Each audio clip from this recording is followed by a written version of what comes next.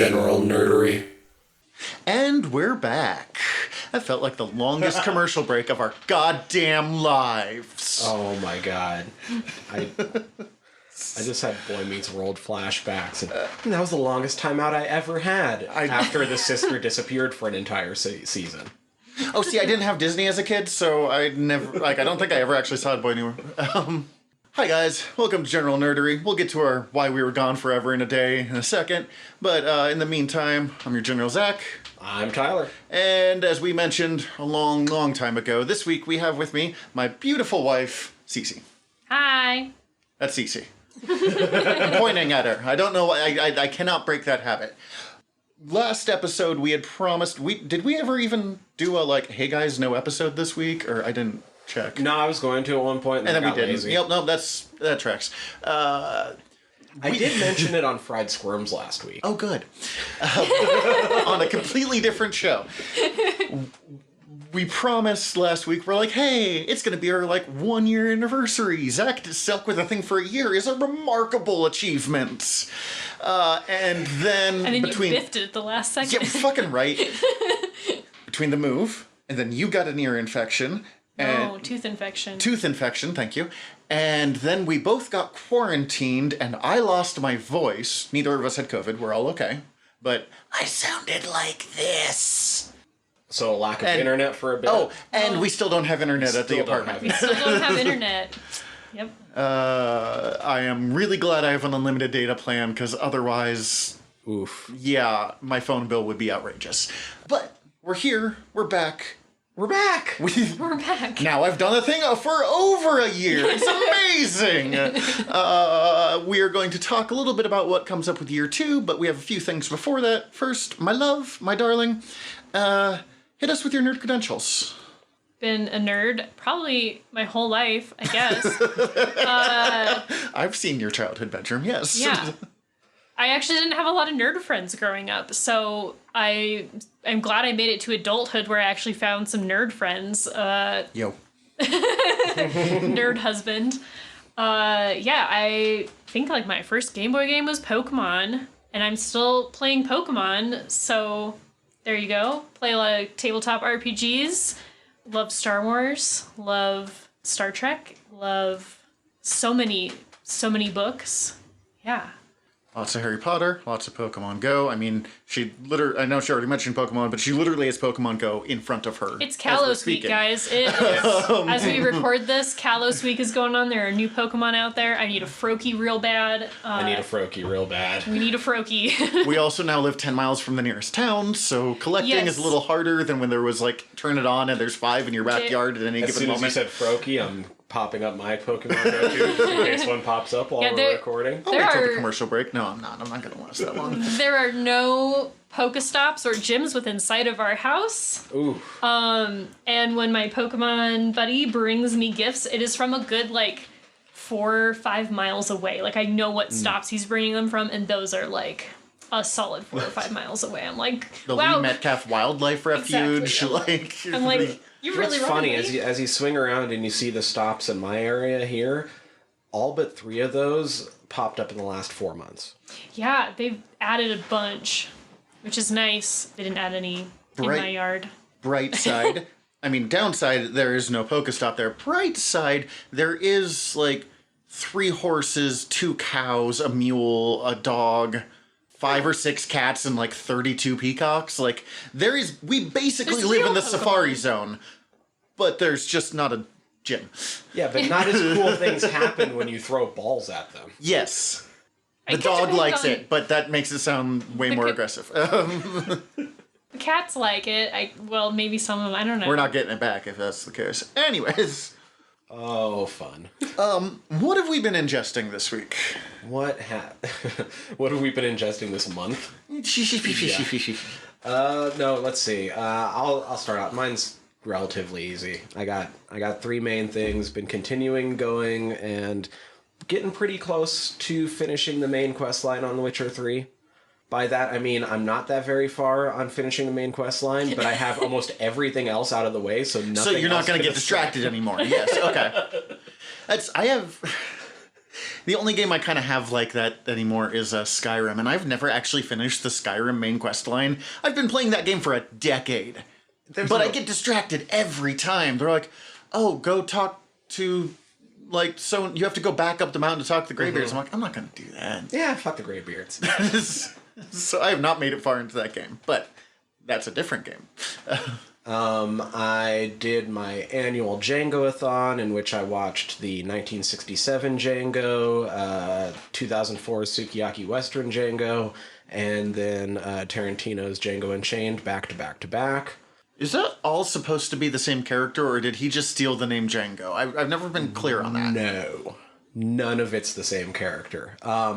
People just like the name Django. When Django was released in the late 60s in Italy, Italy had super, super, super lax copyright laws. And so pretty much anybody who wanted could make an unofficial sequel to Django just to capitalize off of the name success. And there are literally over 200 unofficial sequels to Django. Also, let's be honest about it. Boba Fett's dad is an unofficial sequel to Django. No, lots of characters are. Yeah. So all mostly just inspired by. Anyway. And then the other fun thing is I started in on a brand new anime that Crunchyroll's putting out. I can't remember if I mentioned it on the show before when they first announced it or not. But they are doing their own original animation based on Mesoamerican mythology. Oh, I've heard about this. Oh, yeah. I think I saw trailers for that, and it's very cool. It's called Onyx Equinox. Yeah. It's only 3 episodes in so far. Maybe 4. I can't remember. We gotta get internet again, my love. It's... I haven't seen the latest one. I have seen the first 2. If all you have is time to watch the first 2, just wait, because you'll just be depressed. One of those, okay. It's really good, but it's not pulling any punches. It's Mesoamerican mythology, and there's already a lot of blood and a lot of sacrifice. Yeah. Yeah. Very much impacting the main character. I was very surprised at how emotional the very first episode made me. And it wasn't even necessarily in, like, the same way that Coco did, where I was like, oh, look, there's a fucking concha on the ofrenda. It was like, oh, wow, that really hurts. That sucks. Why did you do that after such a nice montage? Digging it, though. And I've been wanting to try to get more into Mesoamerican mythology anyway, and completely forgetting that the series was even coming out, had spent an entire weekend looking through some of the different Aztec codices, and then was like, oh, look, It's a thing! And they are putting way more detail into it than they need to be, which is amazing, since so little is known about this pantheon. Is this a Crunchyroll original? It's an original. They're making it out of California. It seems like Crunchyroll is putting a lot of time and effort into their... Like, they don't really cheap out on their originals, from what I've seen, at least. Yeah. And the animation style reminds me a lot of, like, Last Airbender and Korra and stuff. I mean... It's just then really bloody and sad. Murdoch. Oh, so it's Avatar. What's her name? Kyoshi.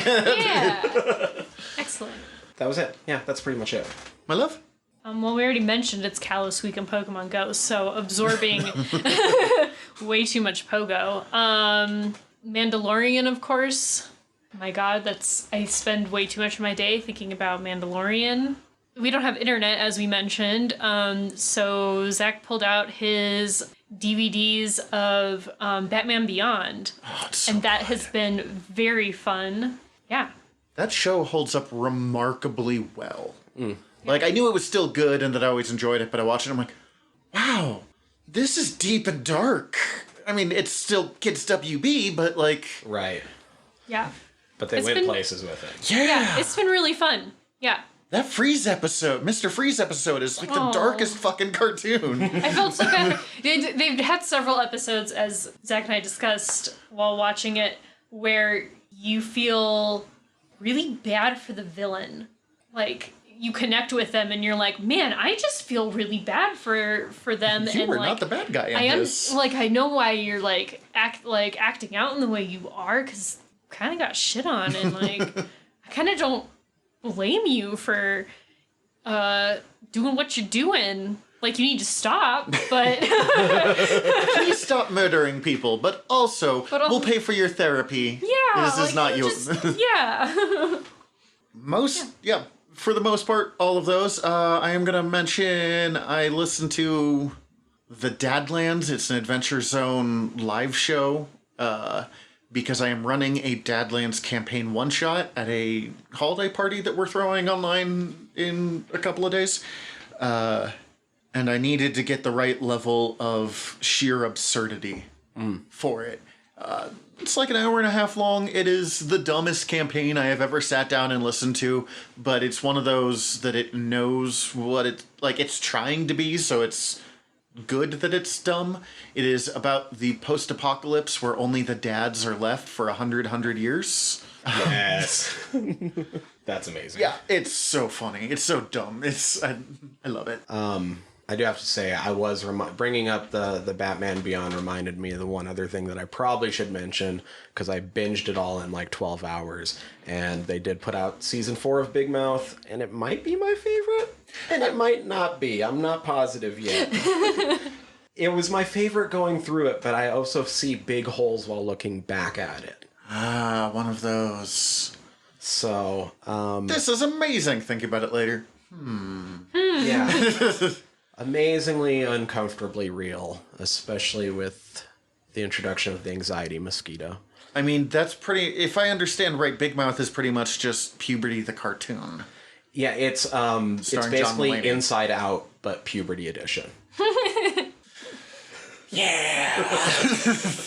A whole lot to unpack in that sentence. Yeah. Ooh, and the show goes there with all of the unpacking. It is incredibly gross, but so good. Yeah. I did watch it all in like 12 hours, so I figured I should probably bring it up because I stayed up way too late getting that done. Mentioned earlier, we are going into year 2 of the show, and I like being able to say of the show. Like, I don't know. The show. Oh, the show. Oh, it just feels so real. There are going to be some multiple large changes to how we're doing it because we've done this for a year and we've kind of figured out what we think works and doesn't. First, a small one first, we are going to be changing how the news runs after this week. Because we found that we were easily getting distracted and doing way too many news articles at one time, and I make Tyler look up all of the new stuff on his own, and that is an unfair distribution of work on my part. So we are going to be swapping to... Tyler came up with the name The Fantastic Four of the Week. That's right. Are we going to explain? I mean, Yeah, we're not doing it today. No, but just we can do a quick run through because the name is mostly us being clever. Yeah, I mean, so with the Fantastic Four of the Week, we'll have a news item based on each of the members of the Fantastic Four. Half being brought to you from me, half from Zach. We'll have, the Sue Storm will be the possibly overlooked. Something you might have missed is the Invisible Woman. Mr. Fantastic, the super smart scientist guy, will be an actual science thing. That was such a good lead, and that's going to give people so much confidence. And I'm like, science stuff! That's science! We got the Human Torch, which will be something hot and new off the presses, at least as far as when we're recording. And I do not remember what the thing is supposed to be, which is too bad, because we had a nice thing going there back and forth. The thing's the odd one out. The solid, dependable, we've probably talked about something similar before. Yeah, it's the solid or it's the clobbering time, where if we need to bring up somebody's been behaving badly. All right. The thing's the one that's most likely to have something that matters. And if we both bring the same article, I will have an amazing bagman to back it up. Oh, God, that's the dumbest one-panel joke that made it into every single Spider-Man game ever made. It's true. Oh, I love it. Anyways. I think just about every Marvel game ever made. Well, yeah. If you can fly or swing around the city in a Fantastic Four uniform and a grocery bag, you would too. I do. The other big announcement thing is that General Nerdery is going to be going to a bi-weekly schedule. But don't worry, because Tyler and I are madmen, and we are just going to launch a third fucking podcast together to go on the off weeks. Exactly. As it was when we were first putting together the idea of doing a podcast, it wasn't this. No. It was what we're calling Noob Island, and will be the new show. It's still not quite exactly what was envisioned, but that's because we have real lives and jobs. Yes. Rather than this jumping around and us talking about whatever the hell we want to every week, as long as it's somewhat tangentially nerdy related. Sometimes very tangentially. It's going to be more of a deep dive, focusing in on a subject for a number of episodes and bringing someone through it. We will be bringing my buddy Mackenzie on board to be our Guinea pig? Guinea pig, yep, experiment. We're going to make fun of him the whole time. And he wanted... The idea is a whole season-long story on a single... Or not story, a whole season long on a single facet. And he's like, teach me about magic in the Marvel Universe. And it turned into 30 goddamn episodes long because I'm a psychopath. The original plan for this had been to do it once a month, and then I wrote out the episodes and was like, oh, we have to cover this. And I went, oh, that's going to take years. We can't do that. So, still the same amount of us, just different focused us. Also, Word Balloons, which we have promised and even released stuff for, it is so close to done. We will have it out sometime in January. Literally, our poor editor is just really desperately overthinking what the theme song should be. Yeah, pretty much. That, and I haven't had the website set up yet, but... So there will be lots more earworm nerdiness if you are enjoying any of this coming up in 2021. And thank fucking God, because we got to make 2021 better than 2020 somehow. Right. And with the Noob Island thing, I think that will mean we probably won't cover anything related to Marvel Magic as much on General Nerdery. No, we will avoid it like the plague. If we are going to cover comic books on General Nerdery, it will be much more likely to be maybe a third-party comic book, something that you might not have heard of as well. Well, I mean, and while we're focusing on Marvel for a while on Noob Island, DC, of course, will be open game. Oh, yeah. Especially, I mean... Do Batman Beyond. I've been wanting to do that since the beginning. Now I have an excuse. And we're going to have to follow up Metal at some point, since they followed up Metal. Yeah, Death Metal, I think, ended next month? I don't know. Soon. So. I'll pick it up on the trade. Exactly. On that note, do we have any news today? I got a little bit of news today. All right, I'll start with the smallest thing, just because it's fun and I love seeing him getting roles. Oscar Isaac is going to be Solid Snake in the Metal Gear Solid movie. Well, that's probably going to be terrible, but not because of Oscar Isaac. I think he's probably perfect for the role, so I'm happy. If they can make him grungy enough, yes. I think you can grunge him up. But it's kind of funny because that was originally what, based off Kurt Russell based off of Snake Plissken. Yeah. From Escape from New York. So is Isaac gonna grow the mullet that Snake had and some of the things? Oh, I fucking hope so. I'd be in for that. Actually, they've been trying to remake Escape from New York for years now. Just to have Oscar Isaac do it. Like, are you playing the same Snake? Don't worry about it. Although I will say I'm generally not against remakes too often. I'm against that just because I do rewatch Escape from New York pretty often, and it's just still really rewatchable as it is right now. So somehow I don't know how much you'd add to it. Somehow I've only ever seen Escape from New York once, but have seen Escape from LA, the like shitty sequel one, like 6 times. Do you know there was supposed to be 4 of them? Yeah, because it was supposed to be Escape to Mars next. It was going to be Escape from Earth and then Escape from Mars. And you were watching some video that was like Ghosts of Mars got turned into or something like that. Oh man, that was bad. Oh, I love Ghosts of Mars. That has nothing to do with its quality. No, Oh, no, that's true. It's because I love Ice Cube as a guy named Desolation Williams. That's perfect. It's just bad. Yeah. Where were we? Yeah, Metal Gear Solid. Isaac, Metal Gear That'll Solid. be fun. It's not a game system, game series I've ever gotten into, but cool. A lot of people love it. I just wonder if they'll be able to make the film as appropriately weird as the game. Probably not. Probably not. I don't know how you would ever translate properly any Hideo Kojima game. I was gonna say Kojima's a weird fucking dude. Anyway, R.I.P. Arecibo Observatory in Puerto Rico. Did you guys Oh hear about that? yeah, I watched the video of it. Yeah. I've only seen the pictures.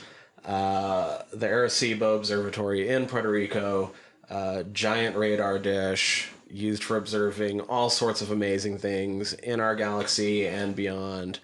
Plus pop culturally famous as being the site for some of the fights in GoldenEye.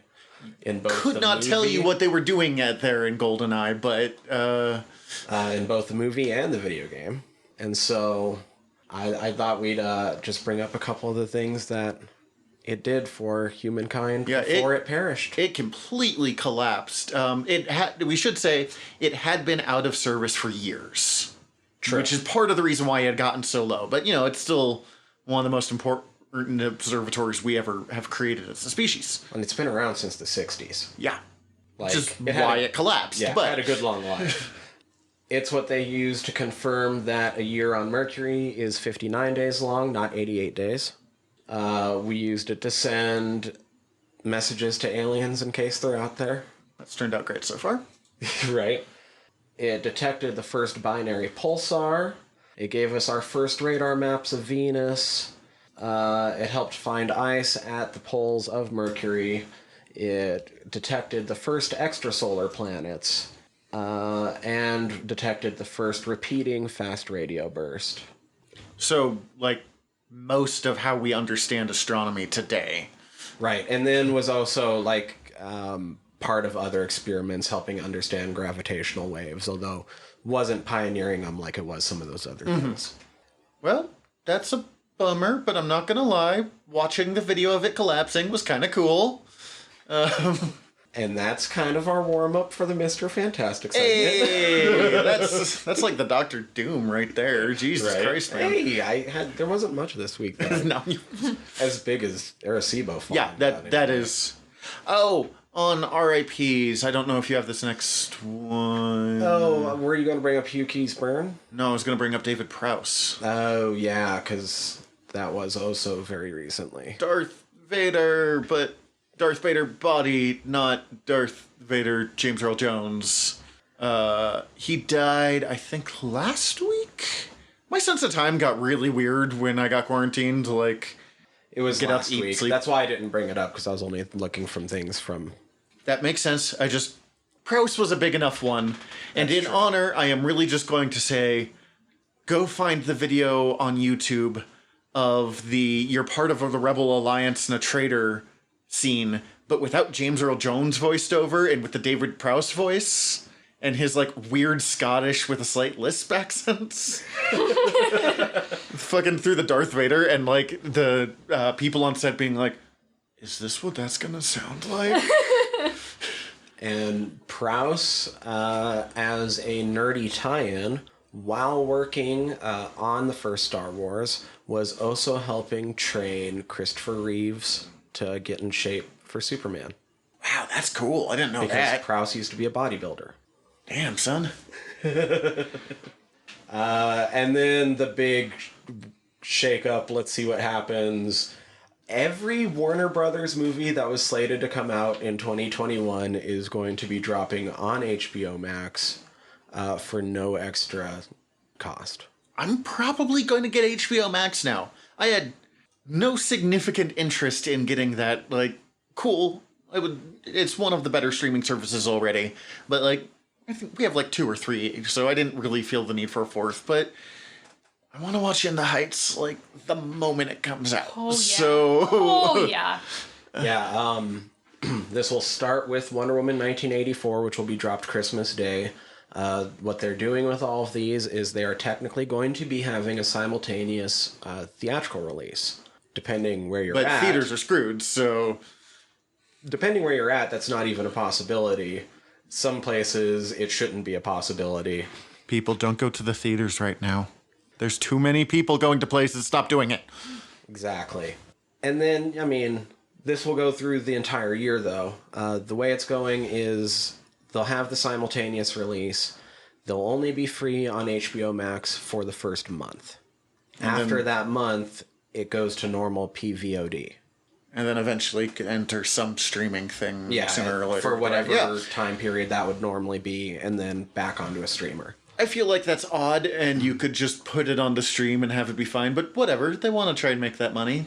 I guess, I don't know if more power to them, because it's AT&T, like, I don't... But, fair enough. What I do like about it is I am more likely to see more new releases this way, particularly since we got a projector for our house. So we can do big old movie nights and, like, not a movie theater, but similar. Yeah, with better food and drink. The list of the movies this actually affects, some of these I've never fucking heard of and probably won't be of any interest to a lot of people. But it's not a long list, so here we go.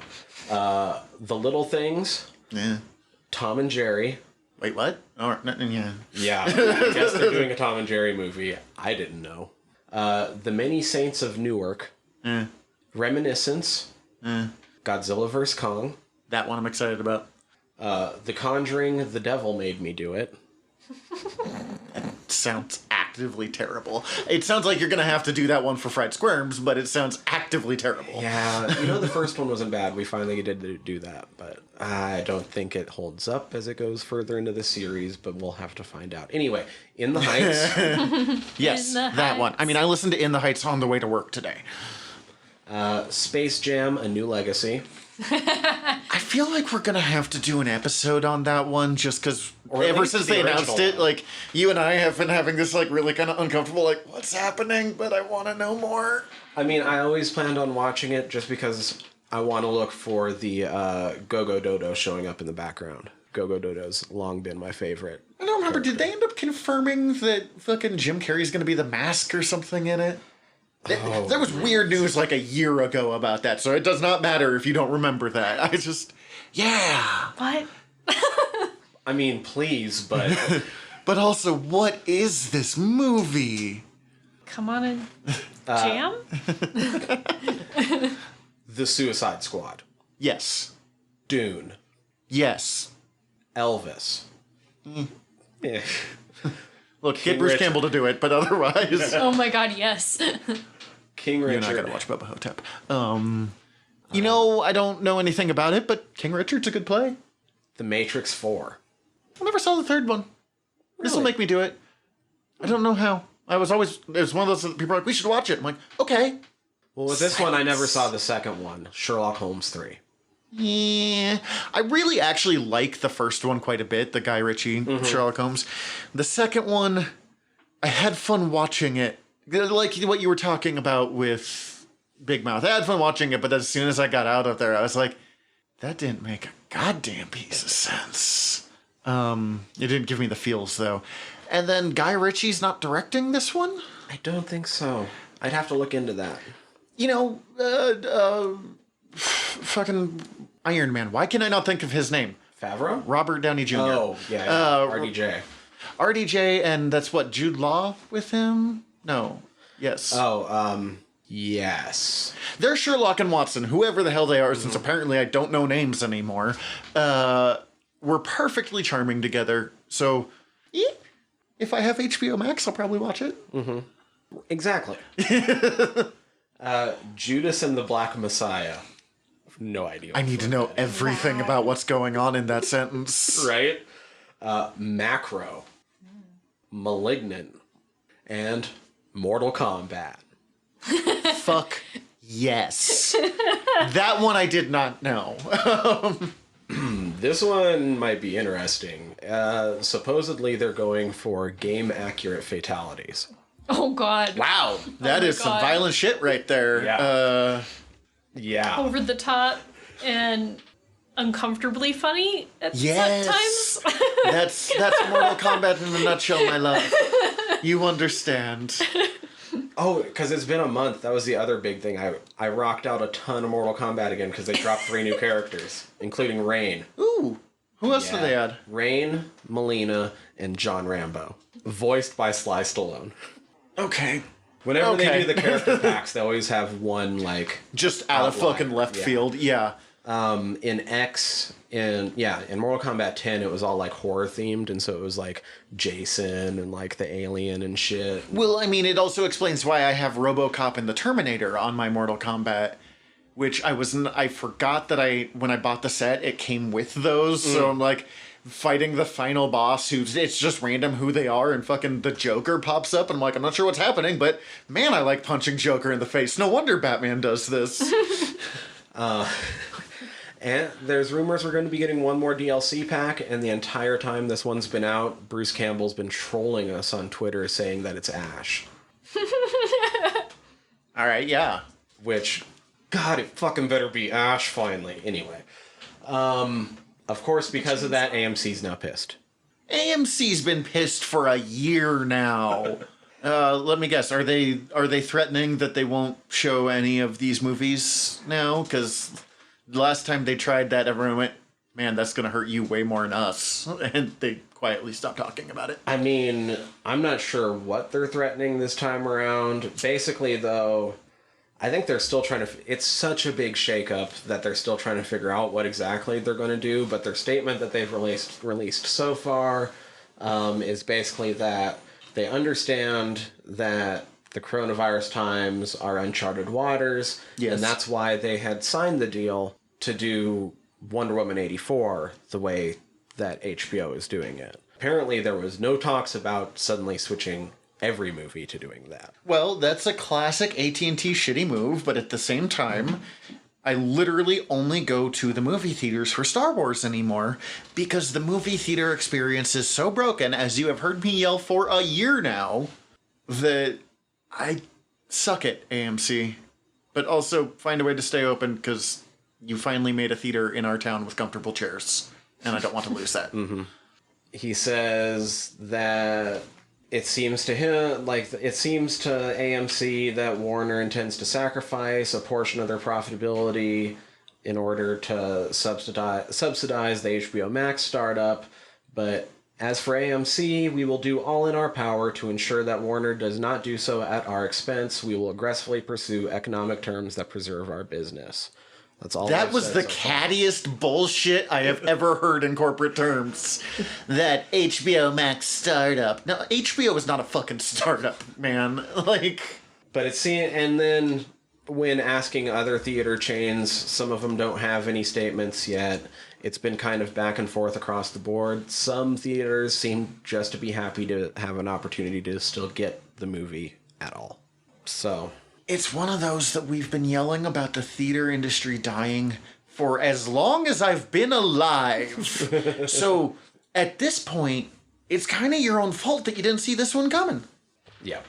We'll see what else they do, but AMC doesn't really have the power to do anything right now, considering I think the last time we were on an episode talking, we were talking about how they were basically going around begging for money, so... Yeah, they were like, we don't know if we're going to be able to start up again. Only go through us, or we won't show your movies. You might not anyways, man. True, like we keep saying, also, would still also be a bummer, because I do enjoy our AMC. Yeah, my movie buddy lives like 5 blocks from the movie theater. How do you have a paycheck? Well, because Corona, so no one's been going to the movies. Mm-hmm. 2020, I hate you so much. That's all I got. All right, let's take a quick break, and when we come back, we will go through the insanity that is Neil Gaiman and Terry Pratchett working together. This is the place where I sometimes think that between the two of us, I'm the wrong one to be doing the podcasting about things while Cece's not, for the most part. Because I roll in being like, well, I finished the audiobook again, and you're sitting here with like 30 pages of notes almost? Like small notebook, but still. I have big, ugly handwriting, though, so, you know. Half notebook full of notes. I listened to the audiobook. I normally am really good about notes. This time it's just a series of pictures on my phone to remind me of certain passages in the book. So Just I don't fucking have to... hieroglyphicking your way through your notes here. I mean, I have read this book, I don't have no idea how many times. And there's a few times, like in college, where I'd be having a bad day and I would think about a scene and I would open the book to that scene and start reading and then just not stop reading. And then I would just finish the book, So there's a few times where I've read Yep. part of the book, like a significant chunk before I went, oh, I didn't mean to sit here and just keep reading. It's just that kind of book, though. Like, Yeah, I mean, I've listened to it, like, I'm making fun of myself, but I also did listen to the audiobook 2 times, I think, in the last month. The original time, and then the, oh shit, we haven't recorded it in 3 weeks, so I need to remind myself what's happening. Normally I think a good place to start would be the beginning and Yes, like thank our you, first Tyler. times with all of this. This is why I'm really bad at things. I just picked, like, 185, and... But I think we should also probably give like at least a little bit of what this book is. Quick segue on this because you're making a joke about starting. I should actually try starting at the beginning. First time I watched 30 Rock, I pressed play on Netflix, and for whatever reason, it didn't start at the pilot. It started somewhere in like season 4, and I watched like 2 or 3 episodes before I realized that wasn't the pilot, and it wasn't just like the most aggressive storyline opening of all time. Credit to the show. I followed everything. I was really enjoying it. I was just like, wow, they don't give a fuck if you know who these people are. It's just the Buckaroo Banzai route. Just Yeah, throwing you that's straight in. exactly what it is. But to what we're actually talking about in theory. All right, Good Omens. What's the easiest way to describe this book? The Antichrist has been born. There's been a switch up. He's being raised as a normal kid. There's an angel and a demon been stationed on Earth from the beginning. Now that Armageddon approaches, they want to stop it because they kind of like the Earth. Because they don't want to go back to living in heaven and or hell. Exactly. And there's the last 2 witch hunters, or the last witch hunter and his apprentice, his Idiot buddy. his like, private. his private, and the last descendant of the witch. world's most accurate witch. It is a very dense and complicated book, and if I had to sum it up in one sentence, I would say Terry Pratchett and Neil Gaiman goof around with Christian mythology for like 400 pages. Yeah, and I think the way I've always sold it is the way that the book drew me in for the first time as I walked by it in the book exchange in town here. This is my 3rd copy of the book. This is still my first, miraculously, but you can also, I mean... They're comparing covers. You guys can't see it, but... I noticed on this read-through, I'm starting to rip some pages out on accident. My other ones have walked away at different points. As apparently this book is wont to do. I guess it has quite the reputation amongst librarians. It does, which is why when I once lent this out and it didn't get back to me fast enough, so I then went and bought a second copy and then was like, this one's your copy, now give me back mine, was how because I quickly realized there was a chance I might not ever get my copy back, and I'm rather fond of this. But how did the cover actually grab you? The cover, on the front, it said, the Book of Revelation is rewritten by Monty Python. Accurate. This was my first experience with Terry Pratchett because you convinced you and I somehow ended up listening to the audiobook version because I knew you liked this book, I think. Yeah, I don't remember. Like, this was one of the first audiobooks you and I ever listened to because this was kind of this was before we got really into Audible and listening to a bunch of audiobooks and listening to a lot of podcasts. This is what got us into doing that. And I can't remember what exactly, made us listen to this other than I was talking about it or something and you put it on and then you got really into it. I got really into it. Terry Pratchett, I now list, I mean, I've mentioned this before, he's probably my favorite author anymore. So this is not my favorite Terry Pratchett book, but it is one of the best works he ever did. Like, you combine him and Neil Gaiman together, and you get a writer better than the sum of the parts, I think. And this is about as good an introduction to Terry Pratchett as you could, or Neil Gaiman, that you could possibly get. This was not my first Terry Pratchett book. Thud, I think you told me. Well, I believe, so I read The Amazing Maurice and His Educated Rodents, and I read Thud both in middle school. They were just happened to be in my very tiny library. I went to, for background, I went to school with the same 30 kids, K through 8. So, Yep. very small, barely could call it a library. And it blows me away that I'm the city slicker in this room. Anyways, I found I read The Amazing Maurice and His Educated Rodents, and really loved it. And then I found Thud, and Thud is part of the Night Watch. The Night Watch thing, and it's like the second to last book of the night. So I didn't read the other books first. I just picked up Thud, which is in the middle of like all of these established characters. It's the 7th one and like the 40th Discworld book. Yeah. And I loved it. And like remembered like my favorite scene in that book like stuck with me for my entire life until Zach and I, within the last like year and a half, listened to it again from the first time since I was in middle school. And like that scene was just still like one of my favorite scenes in a book ever. Oh yeah. So I possibly picked this up because of Terry Pratchett.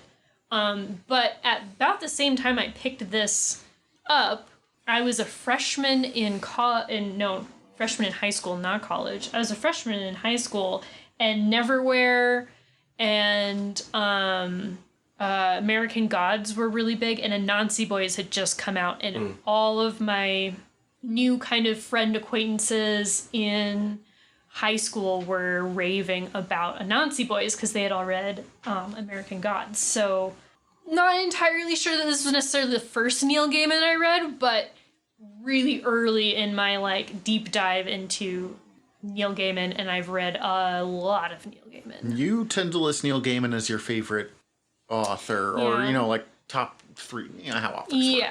Yeah, for sure. I probably own more Neil Gaiman than any other author. That reminds me, I gotta figure out what issue of Sandman I've bought you up to, because every Christmas I buy her the next volume of Sandman. Yeah.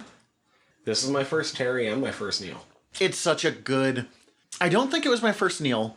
I think it's the first Neil I finished, because I've read about half of American Gods, which we talked about before, and then I was moving and it just disappeared in the move, so I never finished it. Yeah, let me see. It would have been probably the summer before I went to college. I ran into it down at the book exchange. Came into town with my mom, so I was able to start reading it like on the way home because I didn't have to fucking drive. Fucking loved it, and immediately...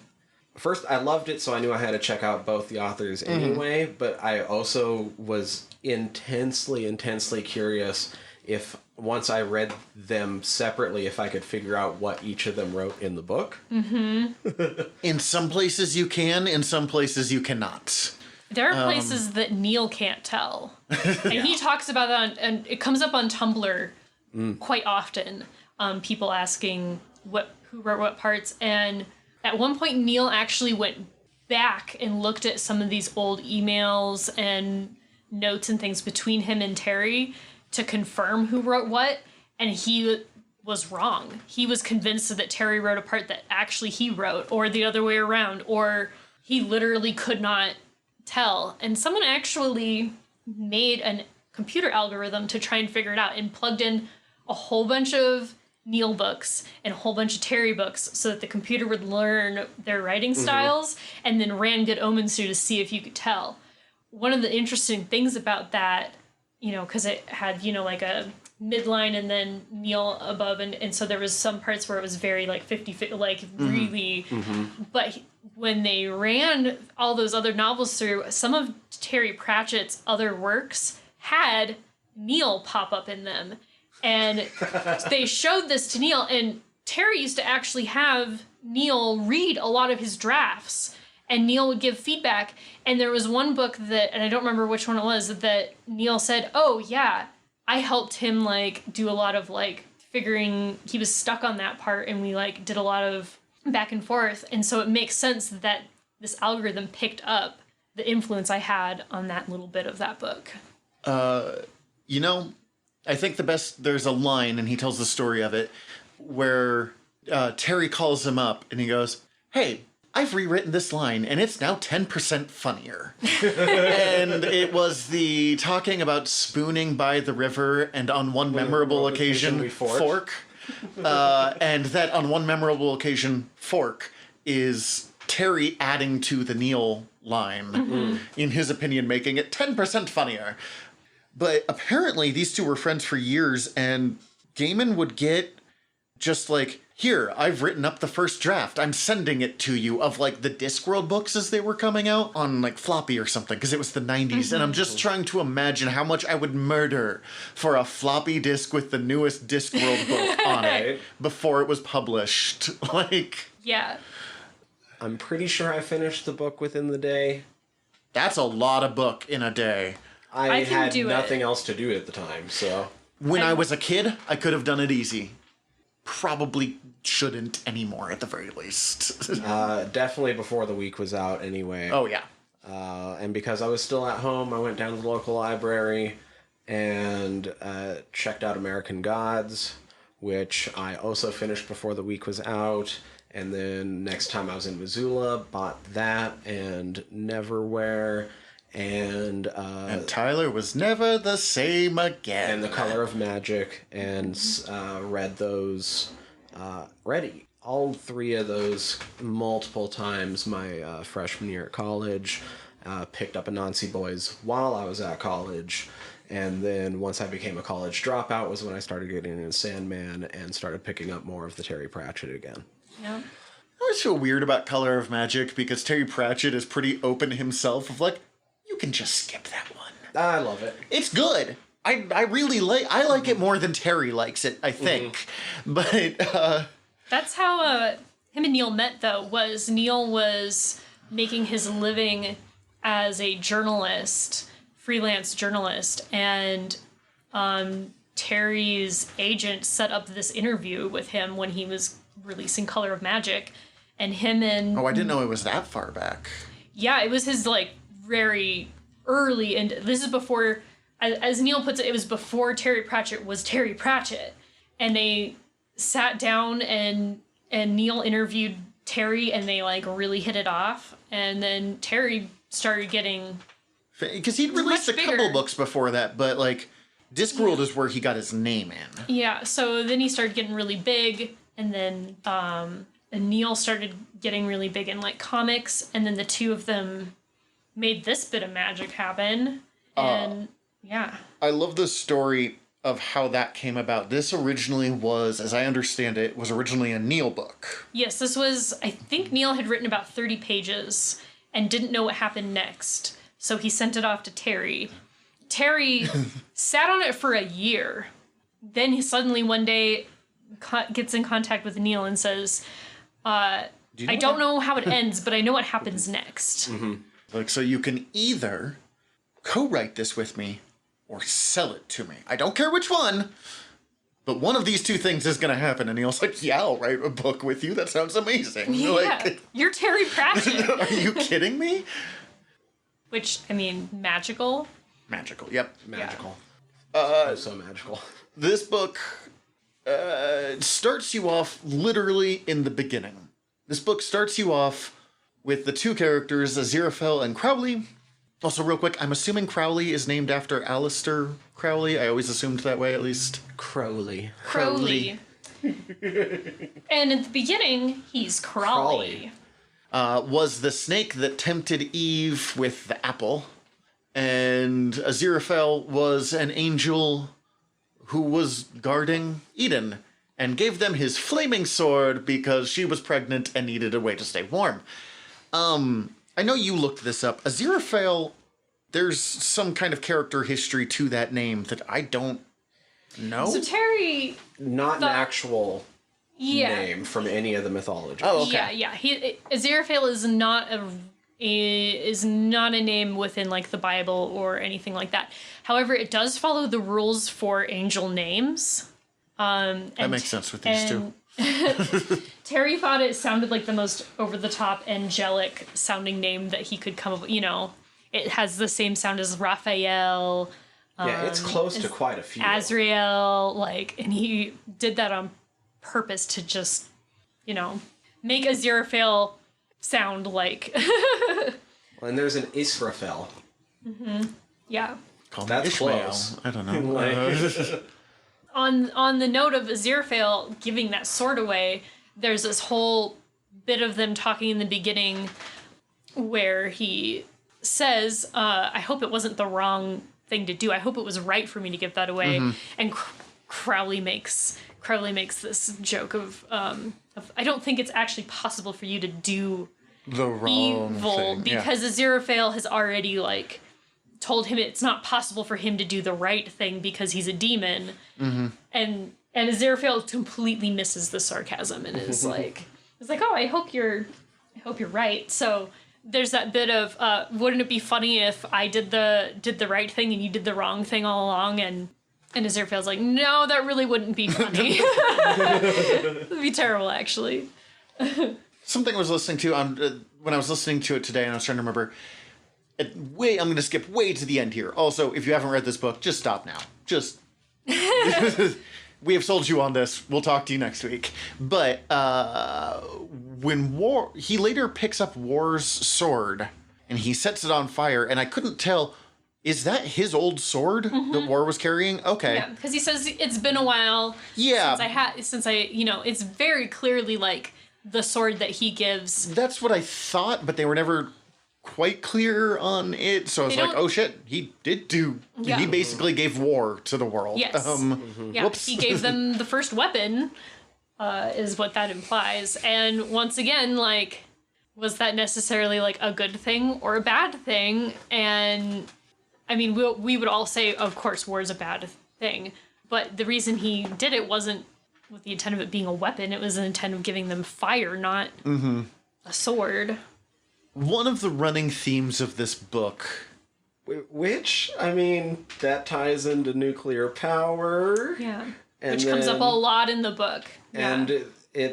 they keep, whenever they're bringing up the issue of Aziraphale and Crowley being much like Cold War era spies. Yeah. Well, and it comes up a lot also where heaven stands on weapons, guns. yeah, he says we're in technology. favor of them these days or something. like Yeah, that. is even Crowley has to say, where is heaven standing these days on a guns or whatever kind of weaponry, and like there's kind of this mentality of as long as our side has them, they're good. But, it's when the other side has them that we frown upon, and there's... One of the things they talk about a lot in this book is that humans aren't pure good or pure evil. No character. I mean, that's the point of this book, really.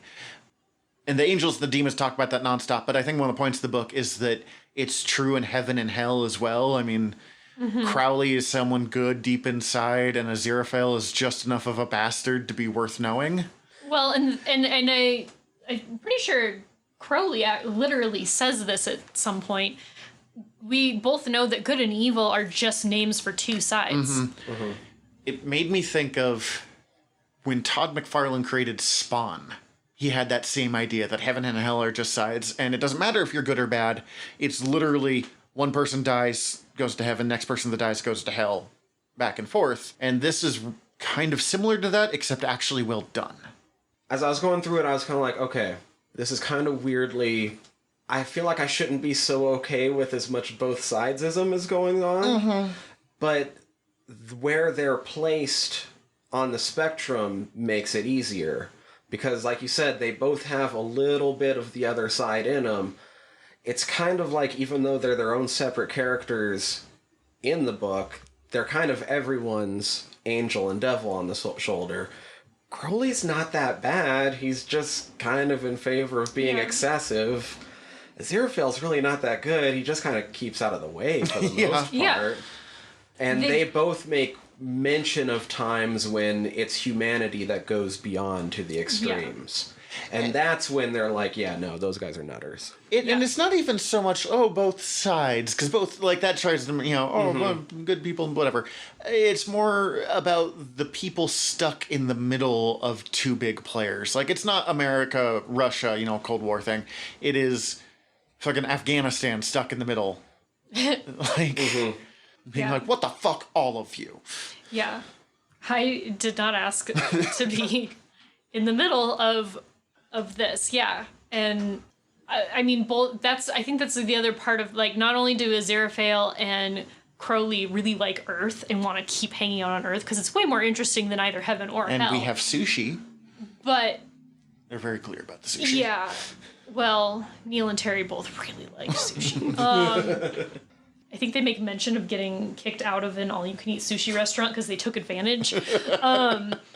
But the fact that the humans didn't choose to get stuck in the middle of this war, like, why do we have to test this to the limit when the humans didn't choose this? Like, they're just here trying to be human, as Adam talks about in the end.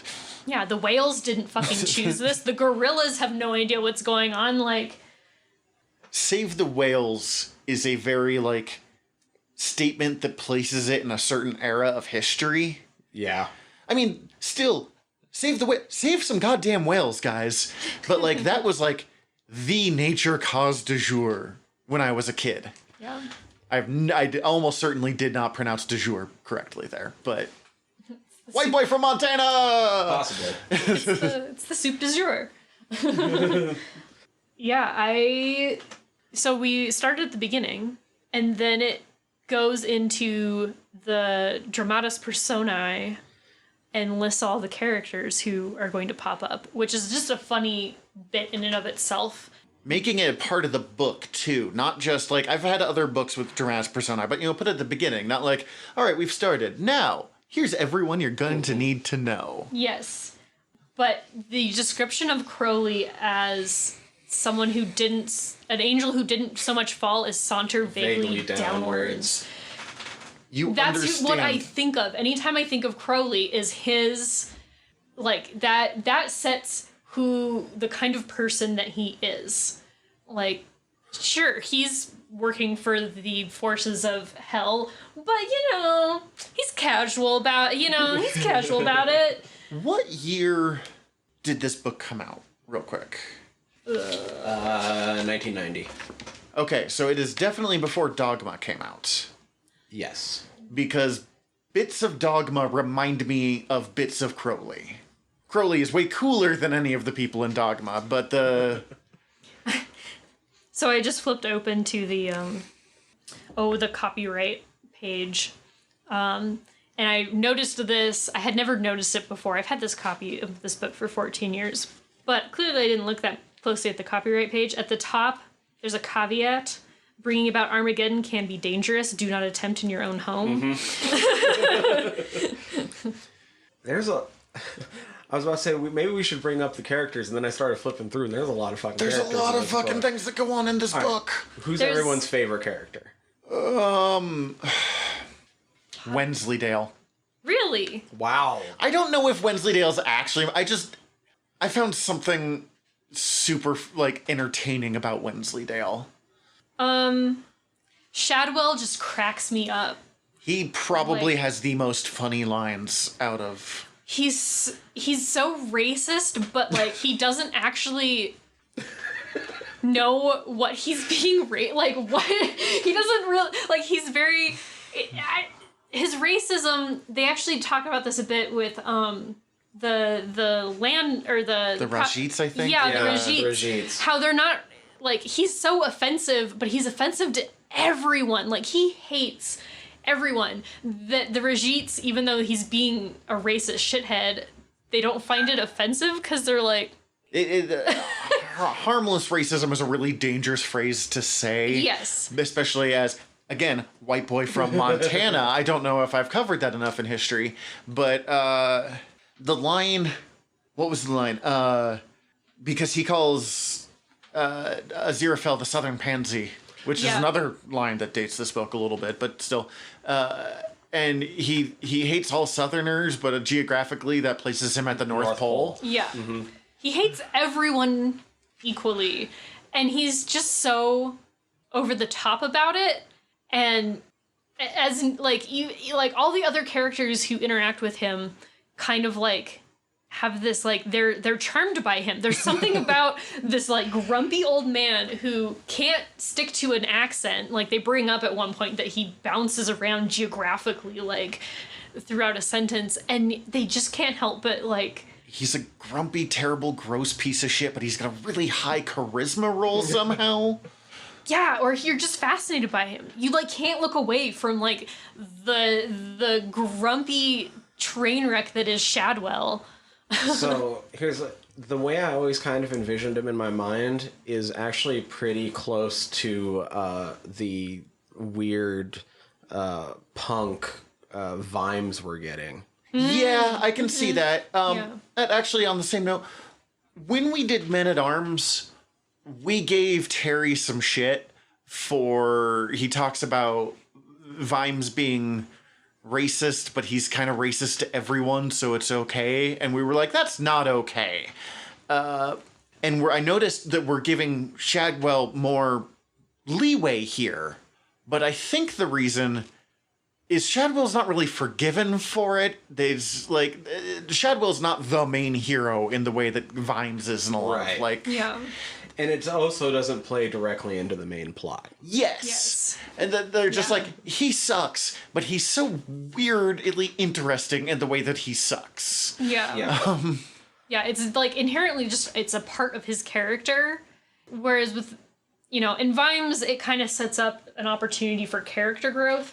We don't get that with Shadwell in terms of his racism. Like, sure, at the end... We barely get character growth from Shadwell. Yes.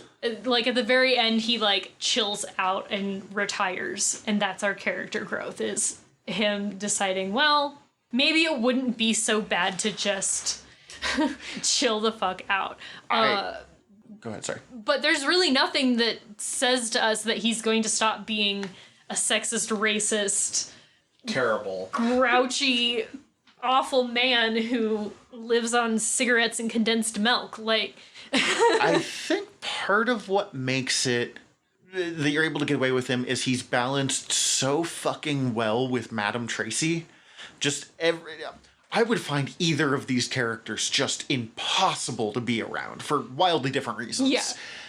But they're so, like, weirdly perfect together. Like, he's, the whore of Babylon. And she's like, oh, it's so nice to still be noticed. Like, considers him yelling in the hallway about her being the whore of Babylon and banging on the walls to be free advertising and to, if anything, and flirting, kind of. Like, well, and her, like, heavily implied she's a sex worker. Don't care on that one. But I don't have a whole lot of patience for psychics. So part of me was like, fucking Tracy, like, goddamn, fucking psychics. And she's clearly bullshitting most of it. The time that when Aziraphale ends up, like, interrupting her seance, and she's just hanging out, like, making herself a list of groceries while, like, setting up, I'm like, oh, but also, you two are weirdly perfect. Like, why is Wensleydale your... he probably, like, I say that, he probably isn't. He is the character I enjoyed the most this time listening through it. Have you ever had that? You listen to a book and or read a book and you start paying attention to, like... more to somebody else. Yeah. Something about Wensleydale, and I think it might just be that initial description of him. He's one of the they, he's one of Adam's gang, and he's... the idea that his name is not actually Wensleydale. It's some other normal name, and people just started calling him Wensleydale just because he was a Wensleydale, and his parents call him youngster in like a subconscious hope of giving him the hint. Born at 46 and like at the age of 46, there was something about him and Brian that just cracked me up this time. Because they're such opposites. Like, Wensley is is very clearly, like you said, like he's trying to be an adult. He's 11 and he's trying to be an adult. Whereas Brian is like Peter Pan, never gonna grow up. Like Brian is the most like me when I was his age. Like Probably, I was definitely like Brian. I was like somewhere Brian is between also Wensley and Pigpen. Yeah. Pigpen's it. You know who I think of? Did you ever watch that show? I think it was Recess. Yeah, Yes. There was Yes. the big kid with like Yeah. water. He's who I visualize Oh. when I read Brian's lines. Yeah. Okay, yeah, I see that.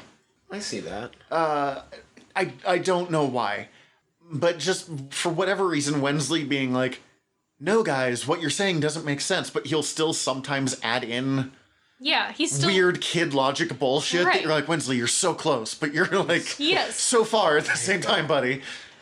And I love that. He's like all four of them, especially when they're hanging out together. Like the dialogue between them is so great because it takes me back to my childhood. It takes me back to when I was 11. Perfectly describes being a kid. Yeah, their dialogue with each other, their hangout spot, like that is basically what I had when I was 11. Me and the other neighborhood kids had our like For me, it was under a huge pine tree. we built a bunch of wigwams, and then Dad actually helped us build teepees with canvas, and we each had our own fort, and we had a little village of forts. That's amazing. That's And so good. we would, scavenge old pots and pans, scavenge tree branches, make potions out of things we probably shouldn't have been playing with whatever we found. We even had a little garden and grew like pumpkins and shit. Like, yeah, I mean, that quarry, the chalk quarry, is just like what we did. And they even have like the pond with the like frog. The single solitary frog. Yeah, we had one of those that we used to sled on. We found only, instead of a frog, we found a muskrat, which I brought home and got in. And I said was my new pet, and Mom was like, no. You go take that out right now. I literally rode my bike, around the neighborhood, and literally rode my bike home with a muskrat on it one day. Like, those 4 kids were my childhood, and it makes them very, very relatable. The 2 things that really stick out to me from their conversations. One, just as a very relatable, anytime that like they'd say something, whether it was good or bad or something, and they'd all pause and give that due consideration, like the consideration it merited, and being like, where do we stand on that? And they're definitely little shitheads about some things, in the way that little kids that don't fully understand life and death are sometimes like, yeah, all right, that sounds pretty great. But it is also responsible for the single greatest throwaway line I have ever read in my life. That being? David Attenborough said it, so it must be true. It is the most perfect line ever written, and I will fight someone over this. Because I am 32, and I would still probably fall for something if David Attenborough just started saying weird fucking lies about animals and be like, animals are amazing. Yeah, he could just invent whatever, and I would be like, whoa, David Attenborough just taught me. I mean, as we've mentioned before on the show, one of our friends hanging out with us, and none of us being particularly sober, watching Planet Earth, and she's just yelling, that's not real. You're making this up. This book, and I guess my brain is connecting this because of David Attenborough, is so quintessentially British. No matter how timeless, and everything you said is absolutely true across cultures, what childhood is kind of like at a certain age.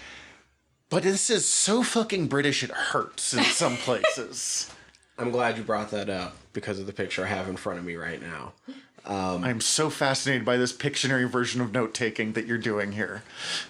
Well, this is funny because this is a picture that I make sure to take with every phone that I've ever owned and every copy of Good Omens I've ever had, for all the times I might run across it when reading anything historical or fantasy that's based off of some version of the old British currency system. Yes. Terry Yes. loves the British currency system. And so, if you all indulge me, Please. I would like Yes. to read this ridiculousness aloud. Yes, please. Note for young people and Americans. 1 shilling equal 5p. It helps to understand the antique finances of the Witchfinder army if you know the original British monetary system. 2 farthings equal 1 halfpenny. 2 halfpennies equal 1 penny. 3 pennies equal a threepenny bit. 2 threepence equals a sixpence. 2 sixpences equal 1 shilling or bob. 2 bob equals a florin. 1 florin and 1 sixpence equals half a crown. 4 half crowns equal 10 bob note. 2 10 bob notes equal 1 pound or 240 pennies. 1 pound and 1 shilling equals 1 guinea. The British resisted decimalized currency for a long time because they thought it was too complicated. You know, as a part of a country that refuses to switch to the metric system, I don't get to judge on that front. I think it's in Dodger, the book he wrote in Victorian London, which also fucking read that book if you haven't. It's amazing. In the afterwards where he's talking about how much he loves Victorian London, he talks about that system because it was still around when he was a kid, and how much he loves that system, that he legitimately thinks it's better. Not better, but he gets why we don't have it anymore, but he's just like, oh, it was so good. Because so great. Because Terry's the most British man alive. Also, I notice we keep talking about him in the present tense, and I refuse to stop. Still here with us every time we bring him up, which we A lot. often. And we've got at least 2 more episodes about him coming up this year, so... That bit you just read is a footnote, and this is probably the first book I read that used footnotes that was a fiction book, not a and it really, I think, influenced my writing later on, because I definitely love putting in footnotes, and I tend to also really love other writers who have used footnotes. It's interesting, because I honestly don't know if I've ever read a Terry book. I have just listened to just a metric fuck ton of Terry books, because audiobooks. So I can usually tell where a footnote is, but I'm not always sure if it's a footnote or not that I'm listening to, because the pacing that Stephen Briggs and Nigel Planer, the 2 people that do the Discworld books, and most of his other books as audiobooks, do a really good job of working it in so, there's still that segue, but that it flows really well still while listening to it. Well, and there are some footnotes in here that are half a page. There's more footnote than there is actual story on one of these. I think it's the one about packing a breakfast with you, and the ridiculous amount of things that I think he was a poet, would pack with him everywhere to in pots and pans, so he would always cook himself a breakfast. That takes 6 carefully placed eggs. Yes, that footnote takes up more of the page than the actual story. And that by itself is really fucking funny. Yeah. I wonder if this was weird to write for Neil, considering that it's still very much in that Terry style of it doesn't do chapters, and it has all of those footnotes. That is such a Terry writing staple that when he does do chapters, it's weird to me. Yeah. But I mean, maybe it wasn't, because by that point he'd been reading the drafts of the Discworld books, so maybe it felt natural by then because he had been part of that process enough. I don't know, though. It's just such this seems like such an interesting shift in writing to switch from one to the other. I'm more curious. Yeah, it's more organic. Also, Neil did comics too, so at this point he's done several different versions of writing, so it might not have been as... And it's not broke down as small as chapters, but there is Wednesday, Thursday, Friday. But some of those days are way longer than other days. Yeah. I'm trying to think, okay, who have we not talked... Because we've kind of talked about Shadwell, we've kind of talked about they... The them. The them. The them. We haven't really talked about Adam. I don't know how much I have to say about Adam. Adam might have been the character this time around I focused on most. I don't want to get into it too much. It's partially because of He's the actual plot of this book? No, because I looked at him more just because of his portrayal in the mini-series. But we're going to talk about that more later. Yeah, we're trying to largely avoid... But anyways, I'm sorry. But that's why I focused in on it more, was just because of having watched that. And Adam is kind of all of us. Yeah. And that's...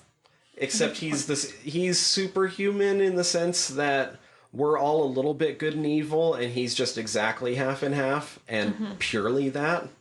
He would be a weird... I mean, they talk about him being a super compelling kid, but he'd be a super interesting kid to know, because he is. He's half good, half evil, like, straight up. And he'll do the random nicest things, and then just the random, like, shittiest moments out of nowhere. I think what makes him the most But, like, human, 11-year-old shitty. though, is that he's creative. Because, as we talked about a bit ago, heaven and hell are not creative. Like, humans are creative, and Adam is so creative, and he just sucks in any little bit of, like, exciting information, and then, like, makes it even better in his head. He talks about that he doesn't enjoy reading comics because the stories he can come up with in his own head are so much more exciting. I don't know how much it actually breaks down, but Adam is very reminiscent of most of Neil's other writings to me. Neil really likes to write about how important stories are. It is a very Neil... I mean, it's a Discworld thing, too, where belief actually becomes truth. Also, if anyone other than, I think, Neil Gaiman had written he doesn't like comics because they can't be interesting enough as in his head, I'd be like, hey! But Neil writes, I'm like, hey, all right, fair enough. Okay. You have more say than I do.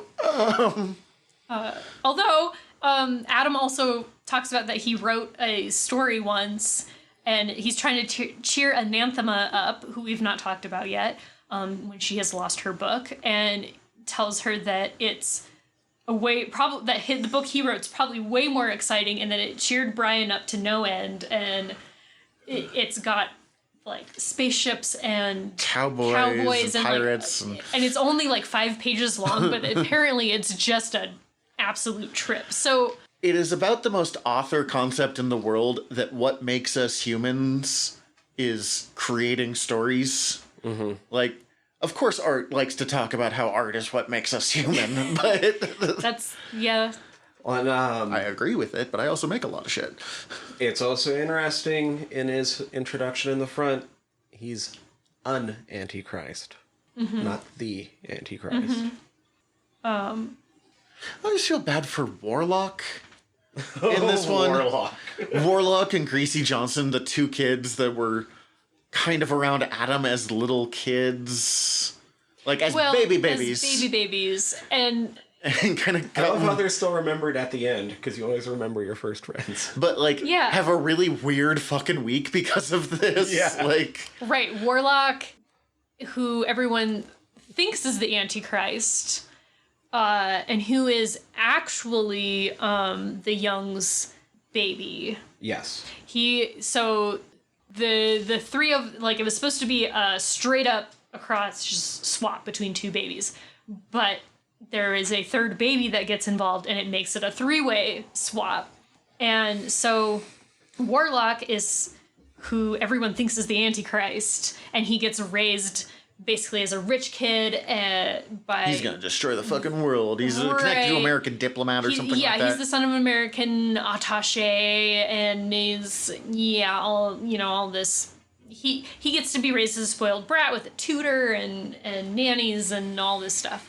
I love that at the birthday party, him and his other 11-year-old friends are such hellions that Aziraphale is like, obviously he's evil. Clearly this is the Antichrist. Because they're little shits. And he is, like, at one point he, like, grabs a serviceman's gun and is, like using it like a toy, like, very, like, nasty, horrible rich kid. And then you have Greasy Johnson, who was supposed to be born to the American diplomat and who is built to play football. He is American football. And he becomes a bully because he accidentally, steps on other little kids on accident. He became or a bully out of toys. self-defense is a very relatable sentence as a very large kid. Mm-hmm. Yeah. Like when I was a head taller than everyone else, and I'm like, oh God, I'm sorry.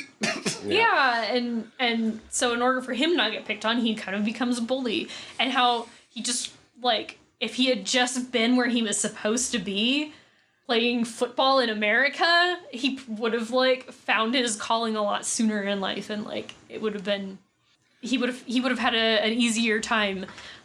And I love their whole little, imagine the third baby is doing, paint this really nice picture for you when you're going, oh my God, did they just like Did they just chuck murder? out a baby? Did they just murder this baby? And then later they like talk about Greasy Johnson and his like tropical fish like thing, and you're like, and they go, see, you were right about the baby. He was fine. They didn't murder the baby. Well, and they get a nice little ending. Like, Adam gives a nice little ending to him at the end, too, which was hilarious, because Warlock's happy ending is he gets to go actually live in America instead of being raised in Britain as the kid of the American diplomat. Yeah. Because what's better than going and living in America? They have 39 flavors of ice cream. Maybe more. What makes that kind of sad, though, is he also talks about how much he likes being an American in Britain, specifically. Yeah. And then Greasy Johnson sees the thing in football, in the Tropical Fish magazine about football catching on. And he's like, oh. Oh, wow, those guys look more like me than, because all the other British sports are not designed for... No. Maybe rugby, but... Yeah. We haven't talked about Anathema Device and Newton Pulsifer at all yet. Newton is very relatable in, like, that idea that he wants so badly to be good at something, and he's just naturally abhorrent at it. And he wants it so bad. And I remember many times, as a kid, like, finding, like, something that I just really wanted to be good at, and I just... like, it just goes wildly wrong. Yeah. Science. I wanted to be a scientist so bad, and I would pull a C in science class, and it was just so disappointing to like want it so badly. I also, the other way that I relate to Newton is his car. Dick Turpin. I had to look up who Dick Turpin was like on the way here today because I did not. Highwayman. I know that now. And he calls it Dick Turpin because it holds up traffic. Holds up traffic wherever he goes. And I literally did not know what that joke meant because I didn't know who Dick Turpin was until about 20 minutes before we started recording. And I finally was like, fuck it. I'm remembering now. I'm looking him up. That's why I have so many, because every time I've read this book, I've picked up something I didn't pick up anytime I read it before. So this time when I read it, anything that that I thought was a reference to something that I didn't immediately get, I went and looked it up. And there's a lot of jokes in here that I did not catch until I went and looked them up. So most of the Bibles are real infamous Bibles. Yep, most of the Bibles are real. Really? Yes. The Bugger All Bible? The only ones I have the it Charing in Cross and the Bugger All This Bible are the only two that didn't exist. All right, And I would have been so happy if the Bugger All This Bible was real. The unrighteous and the wicked are exactly as they describe them. And then there's a few other infamous Bibles that are not listed in the Discharge Bible. This is fun. It printed in 1806 and replaces discharge for charge in 1 Timothy 5:21. I discharge thee before God that thou observe these things. There's the Treacle Bible. Popular name for the Bishop's Bible, 1568, because in Jeremiah 8:22 reads, there is no treacle in Gilead. Instead of, is there no balm in Gilead? It's a wildly different lesson right there. And the Standing Fishes Bible. Yes.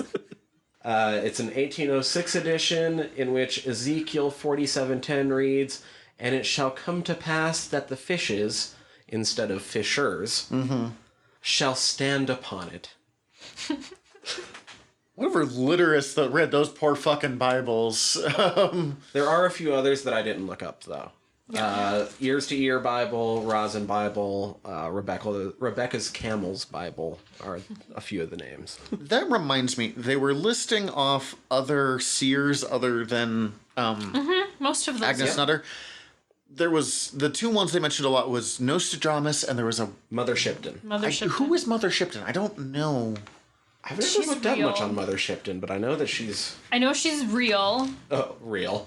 Yeah. But Given value of real. Given value, yeah. Exactly. You know, As real as Nostradamus. Is a historical... Because there's many Nostradamus, is I think the thing. Is like, they all claim to be the actual... But we have, you know, historical, like, reference to Mother Shipton in real life, I guess is the way to phrase that, whether she was real or Have we ever told the story on this podcast that when Cece and I were cleaning out the house that we live in now, we found a bunch of, like, old Nostradamus was right videotapes? Oh, that's amazing. we have some very exciting VHSs that We're gonna have some real bad movie nights. Yeah, we're hoping to. There's some really good ones. I'm not going to get into it because that will take us way off. Because we're already doing a really long episode. I lived in the occult section of the library. That's all the shit that I used to read when I was growing up. It was great. Yeah, between the three of us, this book is, I mean, if we want to sum it up, it's just sort of like heroin for all three of us in different ways. But all of those books of prophecy are inaccurate even in this. Yeah, because Agnes Nutter was the only one that was Agnes Nutter was 100% completely accurate every time. And there's a note that the reason all those other prophets are inaccurate is because heaven catches on if somebody has a little bit of psychic power and starts, either the person interferes with their own psychic wavelengths by drinking or doing way too many mushrooms or whatever. But heaven will, like, send interference basically so that they don't have accurate prophecies. But Agnes was really good at avoiding all of that, and that's how she got away with it. It was basically she was on to what heaven and hell were up to and was like, not gonna catch me.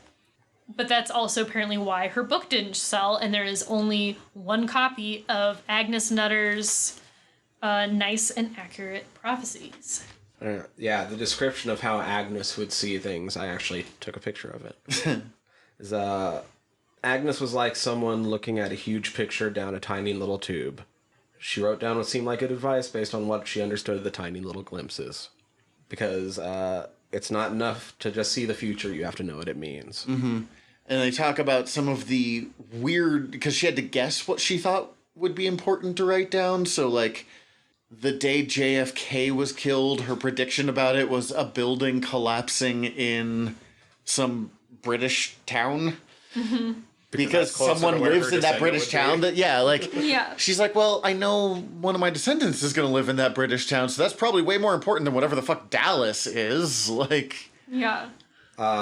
The actual prophecies that they include in the book were some of my favorite things, because you're just piecing through them and be like, oh yeah, okay, I see what's going on. Yeah, and some of them, there was one that I was laughing at this time reading through. Actually, I was laughing at it more when we were listening to the audio book, was where she's prophesizing Crowley and Aziraphale showing up to Warlock's birthday party, waiting for the Hellhound to show up.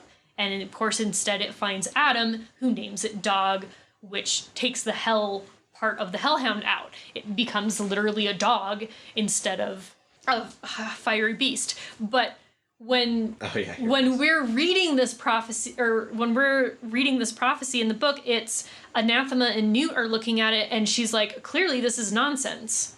Because Anathema didn't witness all of this to see what happened. Right. She's trying to tie it into how it, ties directly to her and her family. And it, in a way it does, but not close enough. Like, she has no idea. Aziraphale, on the other hand, when he reads it, he's like, oh, shit. Holy fuck. He's reading, like, he's been on around for all of this time that this book has been out, and he's able to read this and know exactly what she's talking about. And so he can read her prophecies like a novel. So he reads about himself and Crowley and knows exactly. Like, oh, shit. I have those two. Right here. I'm good. All right. The Hellhound one. Sorry, this is some of the only things I took pictures of because I'm like, I enjoy these so much. You look so proud of yourself here. The Hellhound one. As the great hound shall come, and the two powers shall watch in vain, for it goeth where where is its master, where they wot not, and he shall name it, true to its nature, and hell shall flee it. And then right under that, 120-ish pages before it actually happens, I see four riding, bringing the end, and the angels of hell ride with them, and three shall rise, and 4 and 4 together be 4, as the dark angel shall own defeat, yet the man shall claim his own. Basically, she predicts the end of the book. Right there. Yeah. Doesn't make any lick of fucking sense if you don't, like, have the... Yeah, this is a book made for being listened to, whatever, like, 8 times. Yeah. Dog was another one I noticed here more than, like, for whatever reason, he just didn't pop up. I love Dog. Dog just being like, Dog's are you great. kidding me? I just finally got to be a dog. This is great. I need to go experiment with the cat. Right. I'm running experiments with the cat. I just finally think I got that German Shepherd figured out. Dog has been on Earth like 2 or 3 days at this point, and Dog is like, I am not done being a on dog. Earth. Yeah. Like, I have important dog things that I need to do. And the whole scene where Dog first pops up too, and we haven't really actually met Adam and them yet.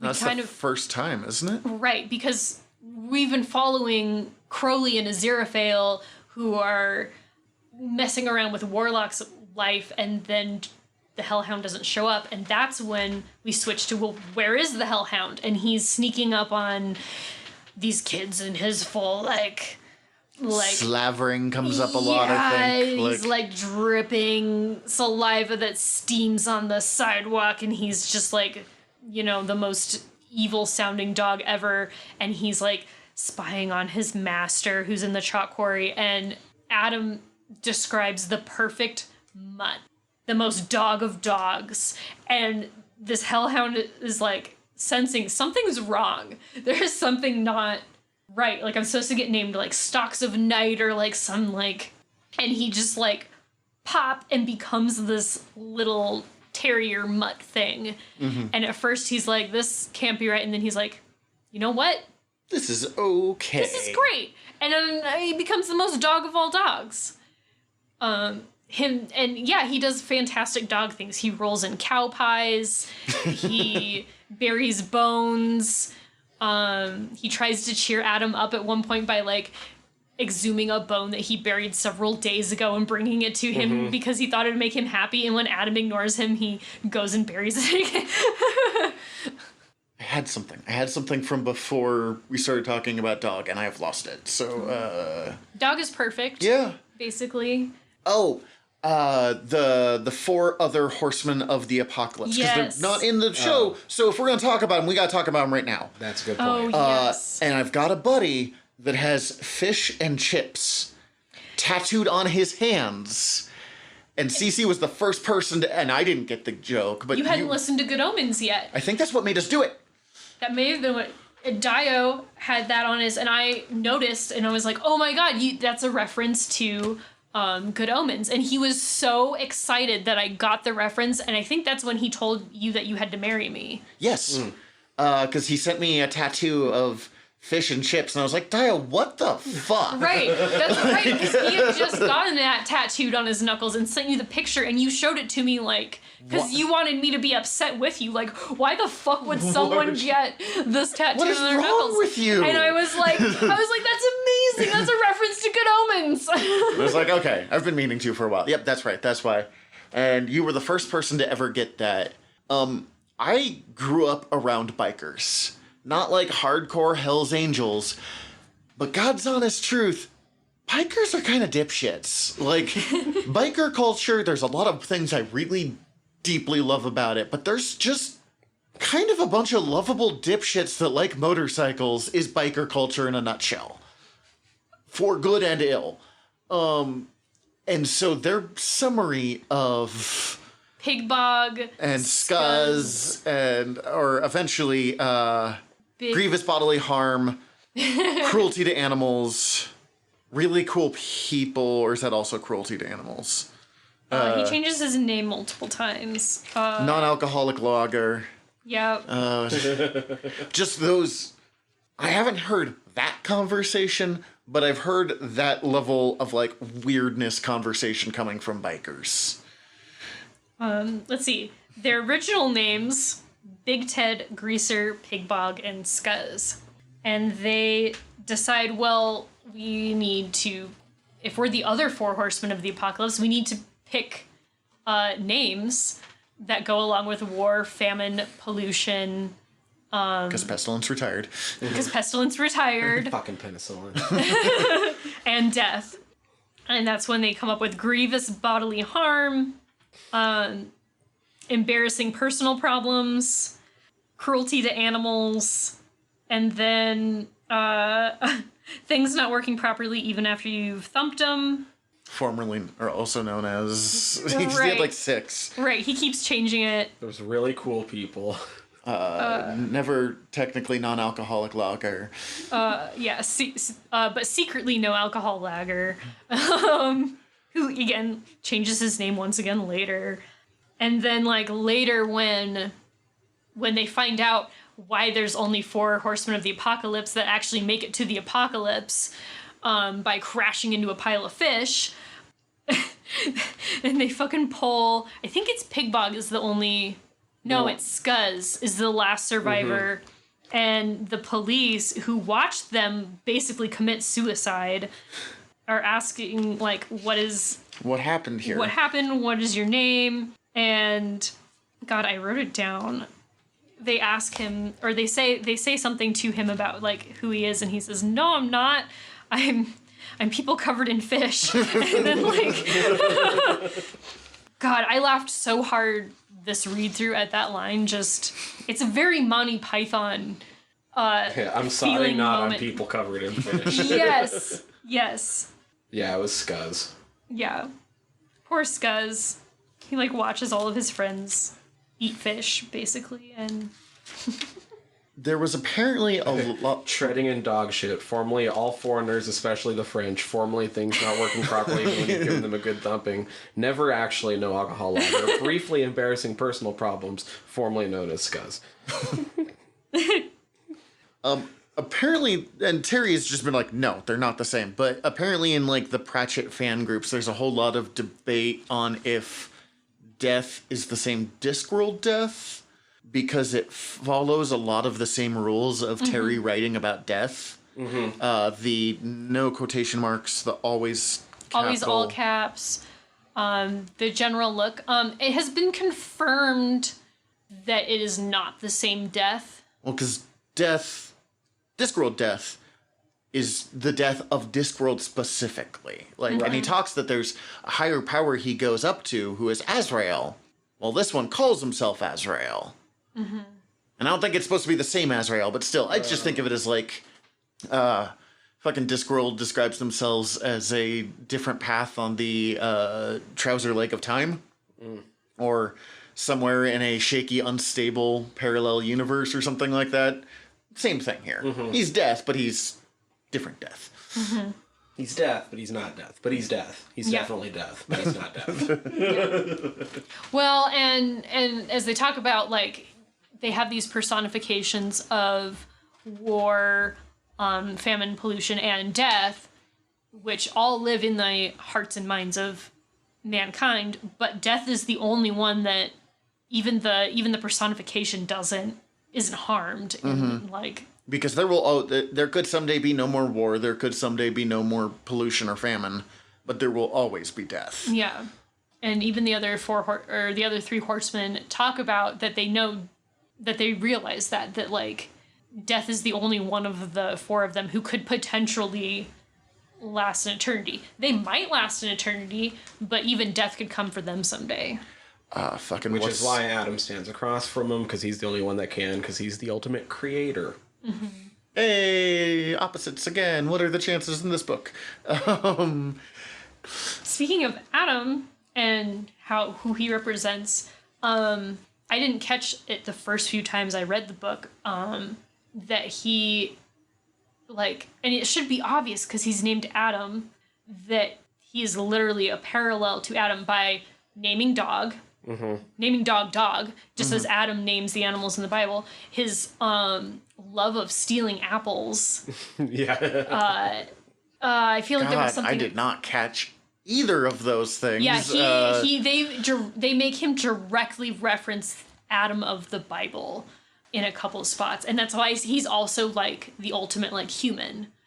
I thought that was and like I said, I didn't catch it the first couple of times I read it, and it should be just so obvious, and then you look at it and you go, yeah, that was a really like, they weren't even hiding that Adam is Adam.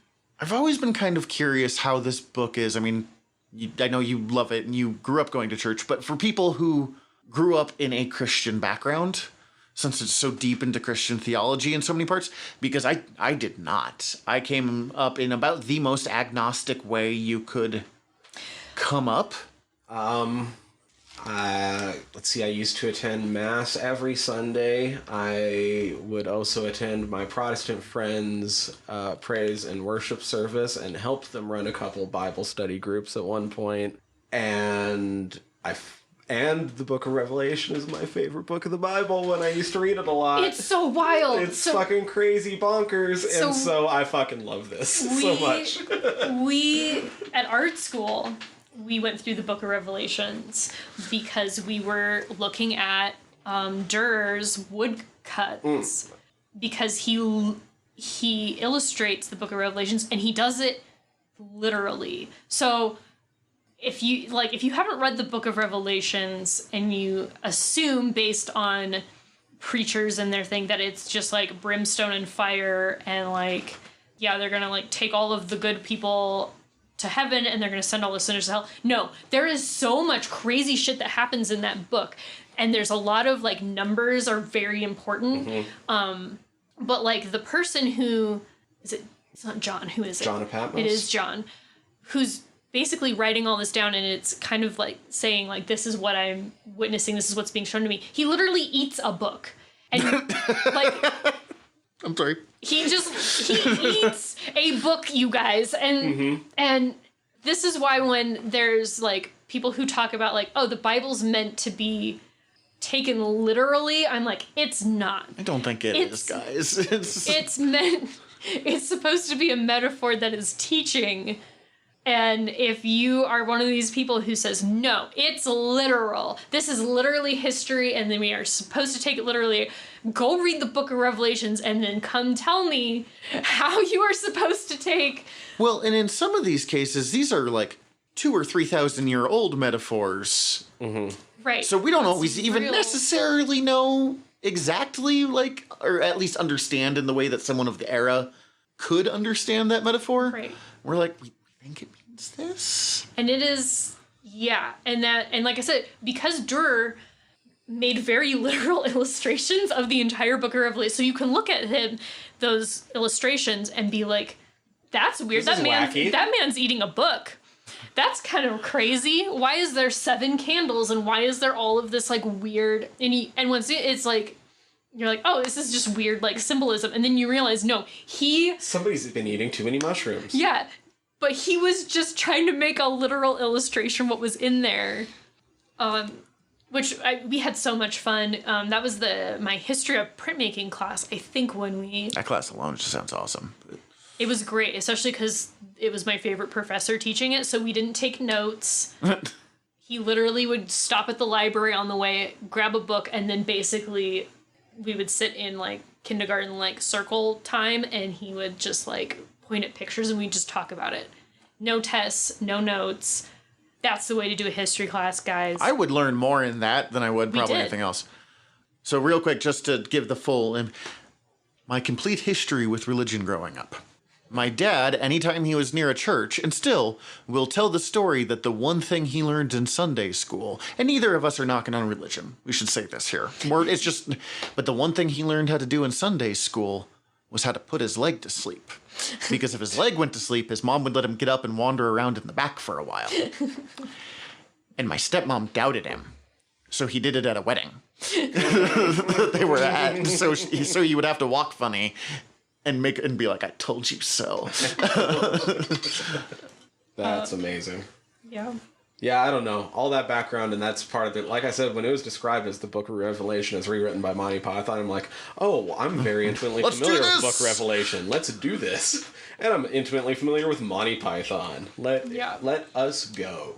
And love it.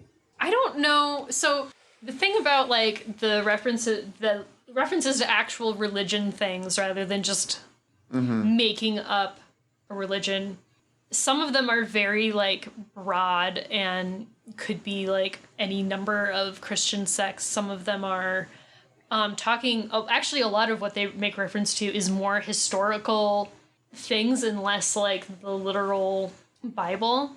I had to finally go look up when they're talking about Aziraphale and that he's technically a principality, but many people make jokes about principalities. So I was like, and I had heard other people talk about like, well, if Aziraphale's a principality, that means he's technically higher up on the hierarchy of angels. And it was just like over my head. I'm like, I know nothing about hierarchy.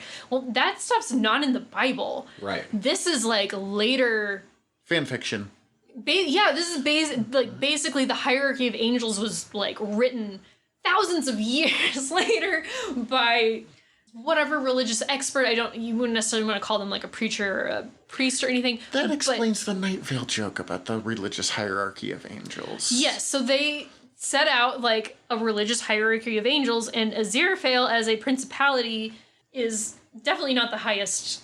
But he's technically higher up there. Technically might be higher up than Gabriel. I went deep diving into this. He's maybe not. He's angel middle management. But basically, what a principality's job is, it's the fifth highest order of the ninefold celestial hierarchy. The principality's job is to guide and protect nations or peoples and the church.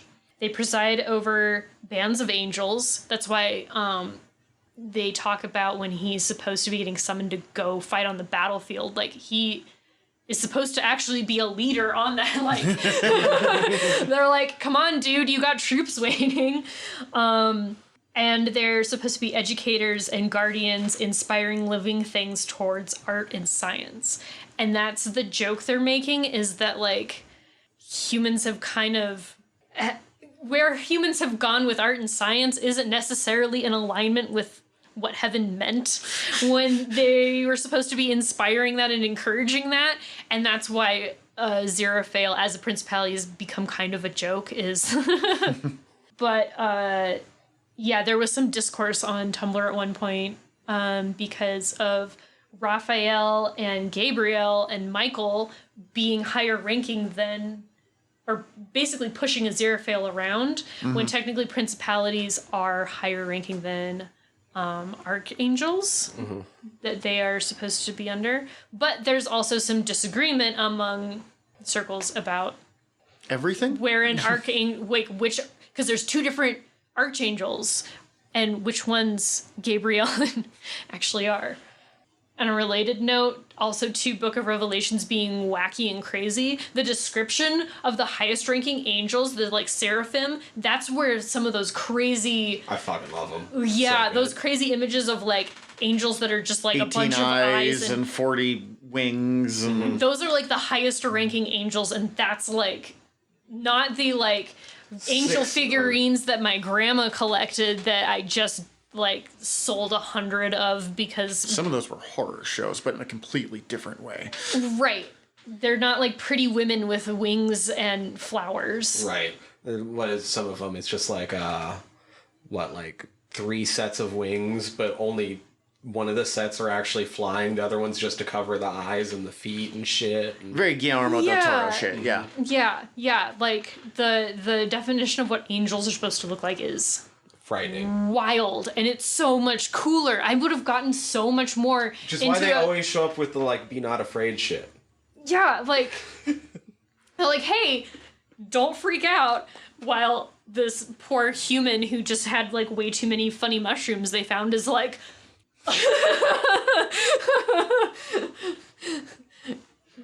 Is there anything in this that you guys didn't like? So there's a part where they're at the hospital and you meet Mr. Young, Adam's human father, and he's such an asshole. Like, I like him later in the book where he is like classic dad. He has a mustache. He like follows the manual with his car. All like that whole like he has just like the most frustrating child. Yeah. Like, you know, he's a frustrated dad when he like later in the book. But when he's waiting in the hospital for Deidre, I think so. to have the baby. Oh, the bit where he doesn't want anything to do with it, and he's like, "I'm all for it." He's a little overwhelmed by the nuns, and that's funny. But there's this part where like she's gotten really into like yoga and health food and like being an independent woman, and he's not okay with her.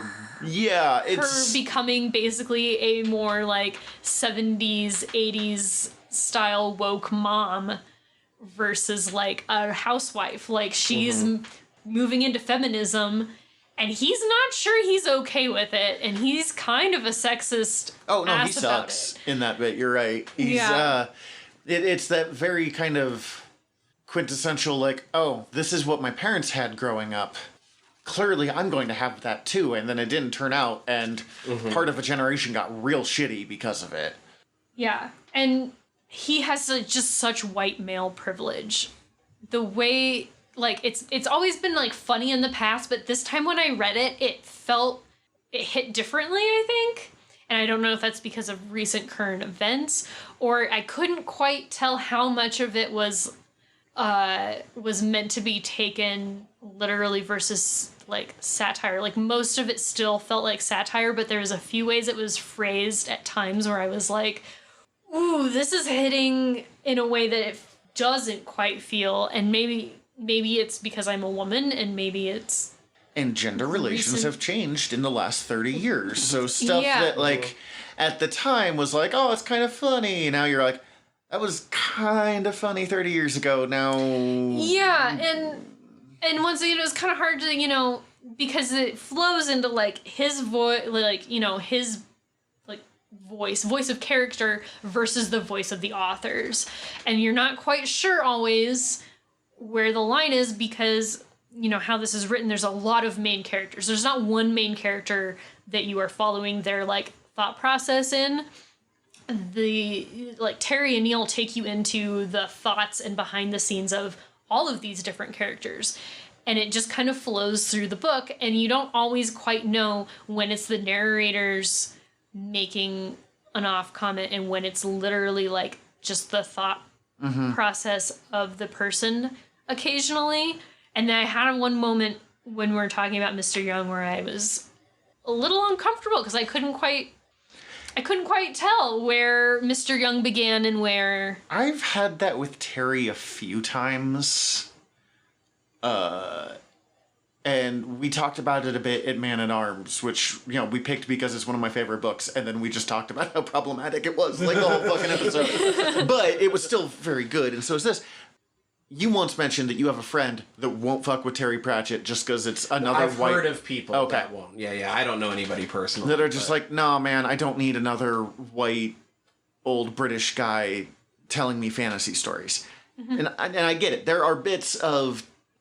I think Terry's white privilege and white male, you know, upper class British privilege shines through a little bit. As much as he makes fun of that, he's not immune to it either. I think he's significantly better than a lot of white male privilege, but the point of privilege is we all have it. So like... Well, and if you know, we talk about, you know, he's not the only one writing this. Neil is also there writing this. But Neil has been ahead of his time with a lot of a lot of his writing and how he writes characters, but hasn't necessarily gotten stuck in an era like we've talked about. Joss Whedon has gotten stuck to the point of being like, you were ahead 15 years ago, and now you are way behind, and you are like picking the wrong hill You're to die pissed on. that you're behind, and instead of doing anything to fix it. Neil has worked really hard, he was very ahead putting trans characters in, and when people have asked him about it, he said, well, because I know trans people in real life, so why wouldn't I put them in? And when people have asked him about like things that he's done in works from a long time ago that weren't written very well, including things from this book, he has said times change. There was actually a part that recently came up on Tumblr where either him or Terry wrote that a computer was had the like processing system of a retarded ant, and someone said like that's like not that's a slur, and was very like, yes, and we've actually considered taking that word out of future prints because back then it wasn't a slur yet, and we weren't using it as an offense to people with mental differences. It was just a word that people used in general, and so he says like going forward, that is one of several words we have looked at changing or have changed or have cut out in editions of the book as it has been reprinted over time. And I think that's great because a lot of people, if they create something and it's out of date, instead of going back and fixing it, they might be, well, it's a product of its time. And he says it was a product of its time, but also going forward, there's no reason to have it in there. Yeah, I think there's real arguments for both sides of product of its time, but it also very much depends. If there's a living author who, like Neil's like, no, I should update it. 100%, yes, absolutely, you are correct. Doesn't mean you can't appreciate older stuff that are products of their time. Someone else going back to someone else's work, I have more of a problem with. But going back to your own work and being like, oh boy, more power to you. Yeah. I was, taught not to say that because my grandma was a special education teacher. So, like, from a real early age, Dad was taught that, so I was taught that. But even still, even with that, like, don't say that, it came up a lot just because it was such a common word when we were children. Yes. Which doesn't make it okay, but it does. It wasn't used. It wasn't supposed to be used as a like insult to people with different like neuroatypical people. It was meant as a generalized like, oh, this is dumb. Why is this like this? But basically, it was like throwing those people. It was dehumanizing those people to use that term. And when we were kids, we didn't really understand that, and that kind of went with us into adulthood. But now we're all, woke or we're trying to be. And so we understand, like, wow, when you use like a word to describe inanimate objects because they're like, being frustrating, but you use a word that describes a human as well, you dehumanize them.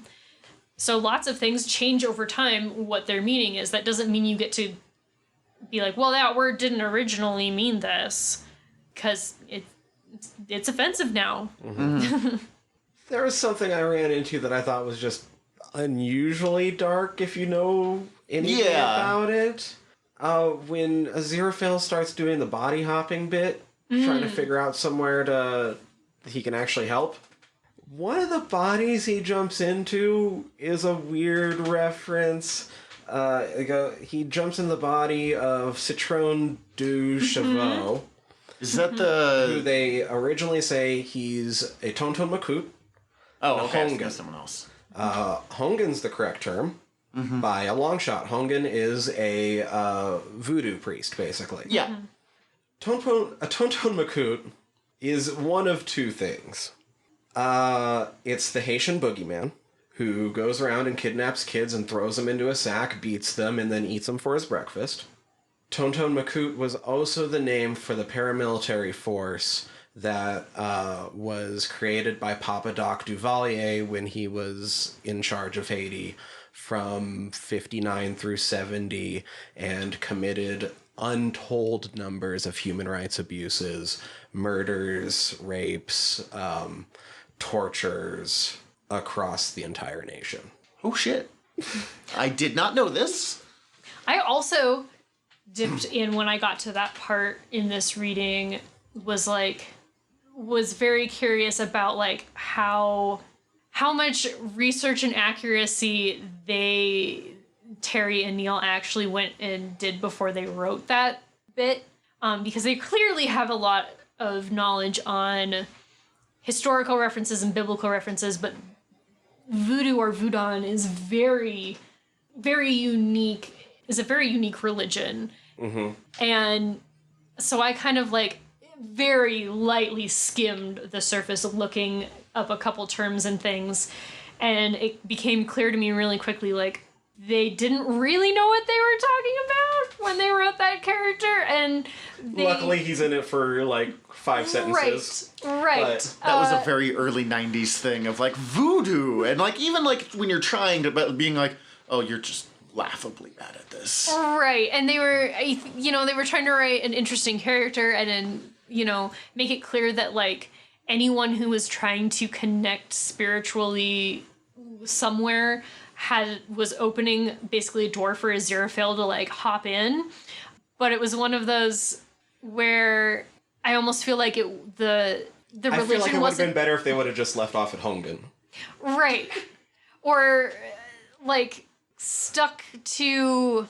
And maybe left off the footnote about voodoo being an interesting religion for family that's alive or dead. Right, like it was a little. Oh yeah, I forgot about that though. Yeah, it was almost like it's one thing to make fun of Christians and white people religion. Especially when you are white people. But when you, and I think that's the thing, is this whole book is making fun of white people and white people religion. But then when you try to throw in like, oh, we're gonna make fun of like basically any religion, like the scene after that where they're making fun of the American evangelical. Oh my god. That scene lands a little too real these days. Holy fuck, is it well written. Like, I have the same physical repulsion, like, sensation reading that scene as I do seeing that in real life.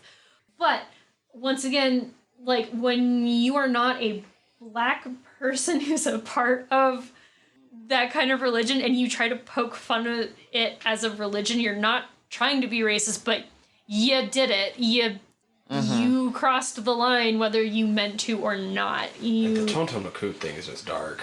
It's dark, but yeah, like, I mean, there's just, and I don't know a ton about voodoo, but I know a little bit, and from quick searches and from some other things that we've read over the years or looked at.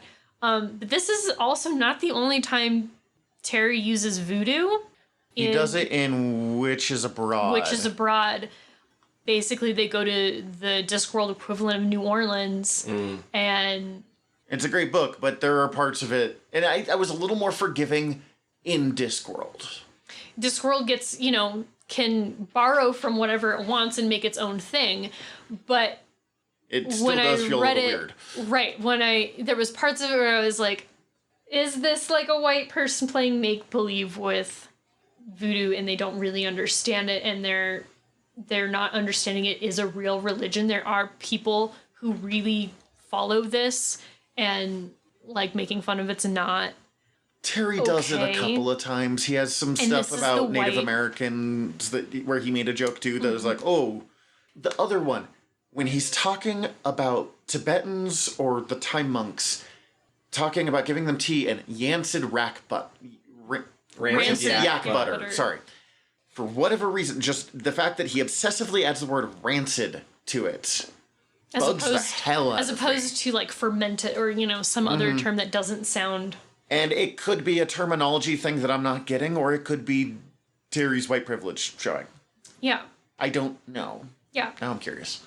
But I feel like after we listened to Witches Abroad and then the voodoo came up in here, that's when I was a little more like, oh, this is someone who has read enough, gathered, soaked up enough about it over the years without really asking someone who actually is familiar with voodoo, and so they're just handpicking the interesting rumors about it rather than There was a quote when he was writing Pyramids, when he was talking, because that was his Egypt Discworld book, and he said that he bought a bunch of books about Egypt's mythology and then quickly left them on the shelf because he couldn't make up anything as weird as what they were doing in that. And the line makes me laugh, but also, if you're going to make a book based off Egypt, that's not a great way to go into it.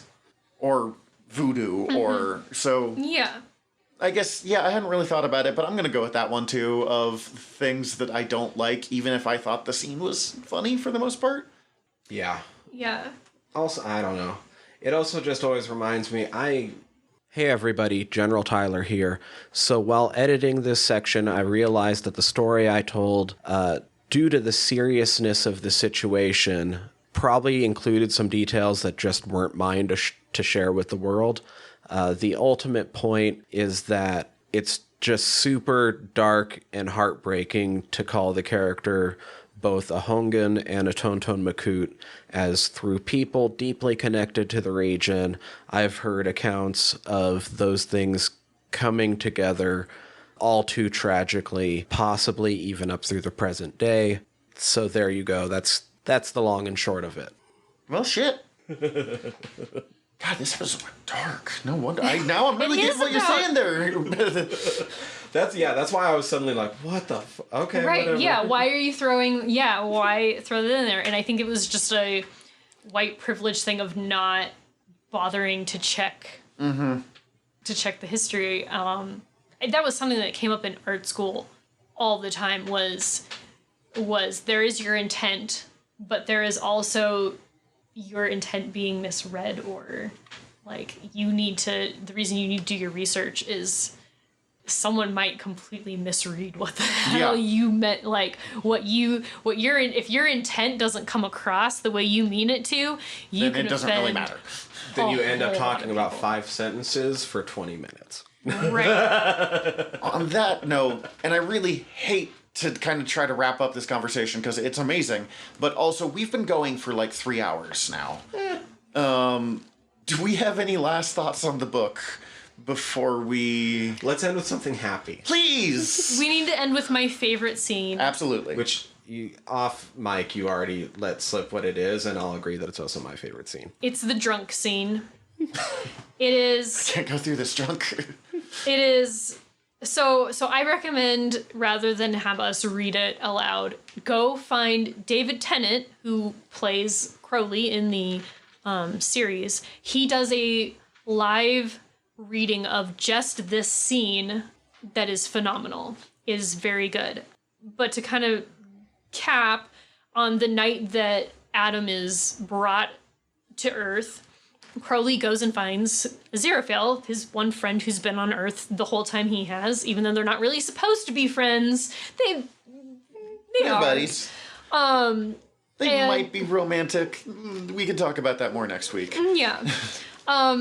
And to deal with the fact that neither of them really wants the world to end, they get absolutely shit-faced. And this scene just cracks me up so much every time. Crowley is trying to explain to Aziraphale why he doesn't really want Heaven to win. Aziraphale's like, of course I want Heaven to win.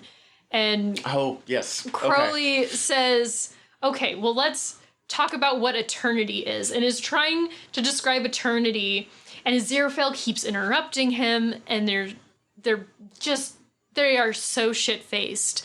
And basically, as they're trying to, comprehend what it would mean for either side to win this thing and for Earth to be destroyed and either Heaven reigns for eternity or Hell reigns for eternity, neither option sounds good, and they both just go, oh my god, this is too much. I can't handle this drunk. Like,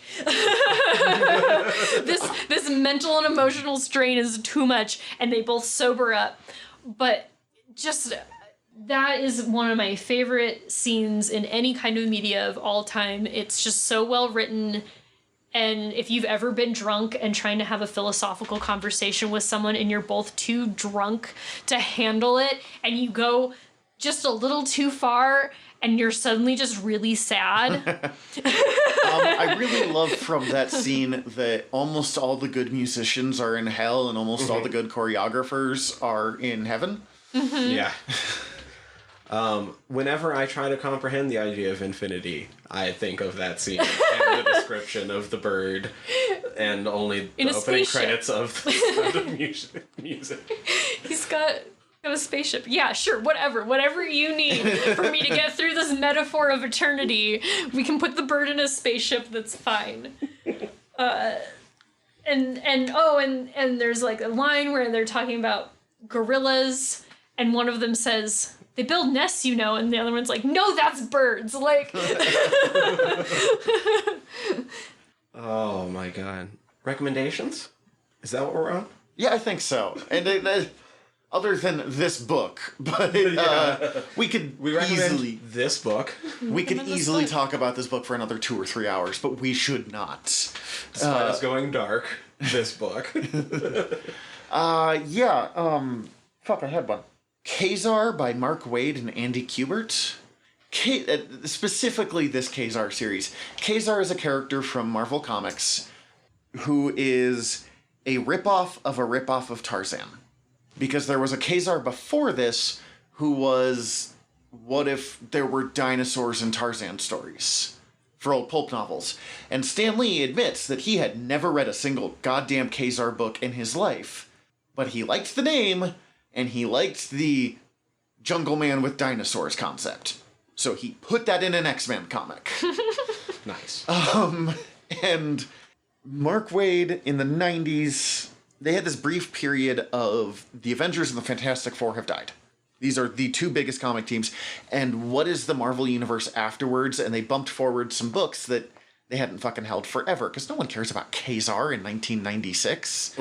Or they did Heroes for Hire as well. And several of these. And it was kind of examining for a while what the Marvel Universe is like with all the big heroes gone. And putting Kazar in the middle of New York during that time is just a really fun concept. And then they somehow make this a really deep examination of parenthood and, like, how that affects your relationship with your partner after you have a child. I say deep. It is also still Jungle Man running through with his pet tiger Zabu. And his wife, pet saber-tooth tiger Zabu. Yes. And his wife, Shauna the She-Devil, who is a former S.H.I.E.L.D. agent who decided, fuck this real modern world. I'm going going feral. I'm going feral. And her husband, who grew up in feral world, it's like, holy shit, Walkmans. Because, 1996. So, like, this exploring this explosion of modern technology, too. So it's everything I love about 90s comics with surprising depth at the same time. And you don't usually get those two things together. So, Kazar. Kazar. Okay. Cece? I would love it if more people read Geek Love by Catherine Dunn.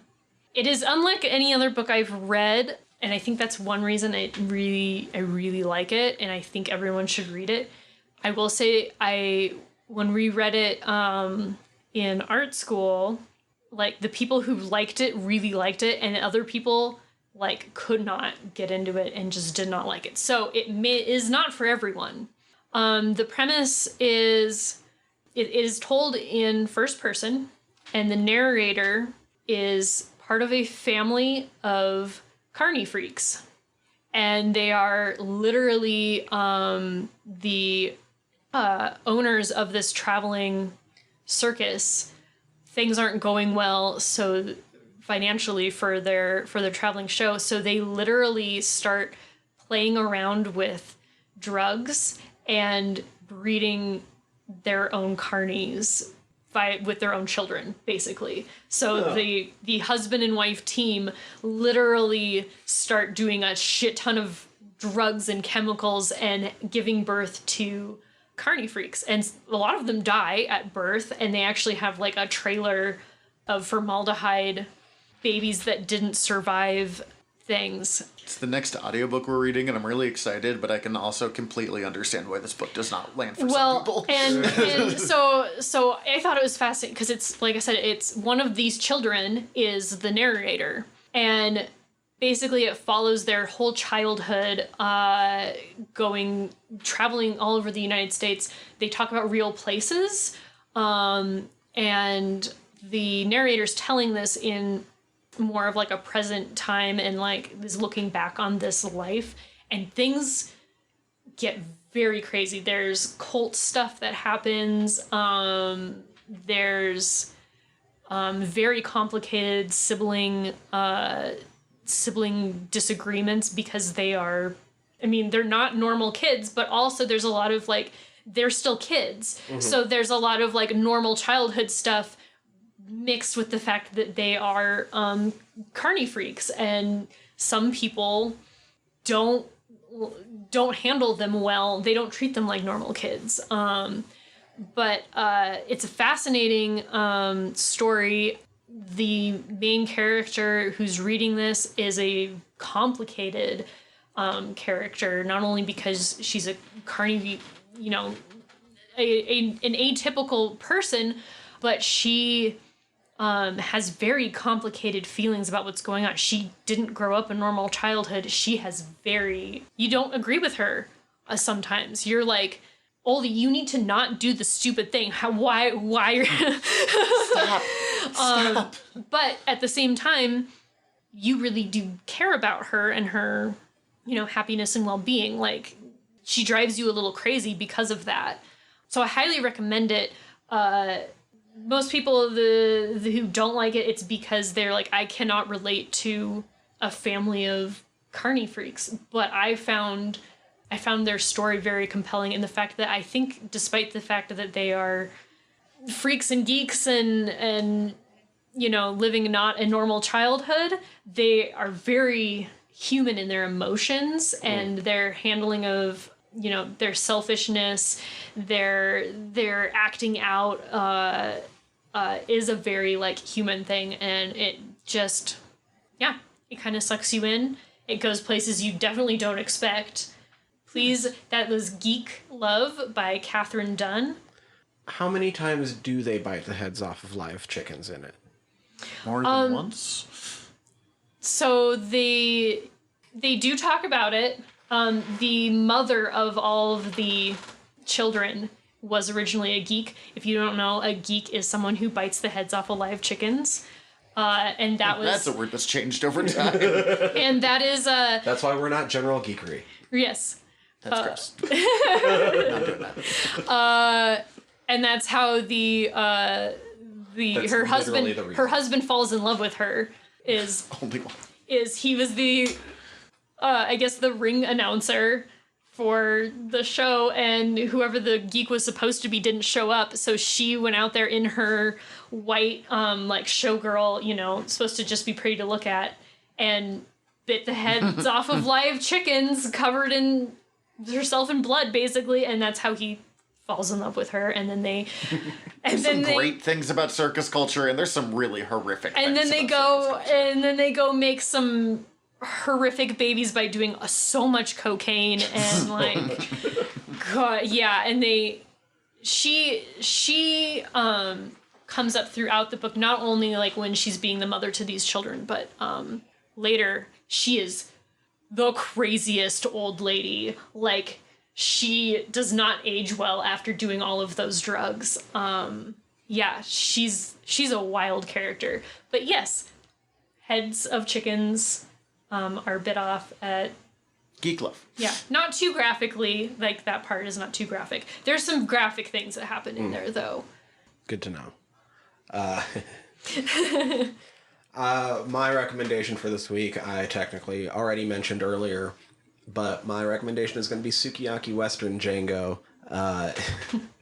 owe this movie. It is a film by Japanese director Takashi Miike, where he did a spaghetti western with an entirely Japanese cast that he forced to speak completely in English. Oh dear. No. Some of the cast members had to literally learn their lines phonetically because they spoke no English. God, that's gotta be hard to act that way.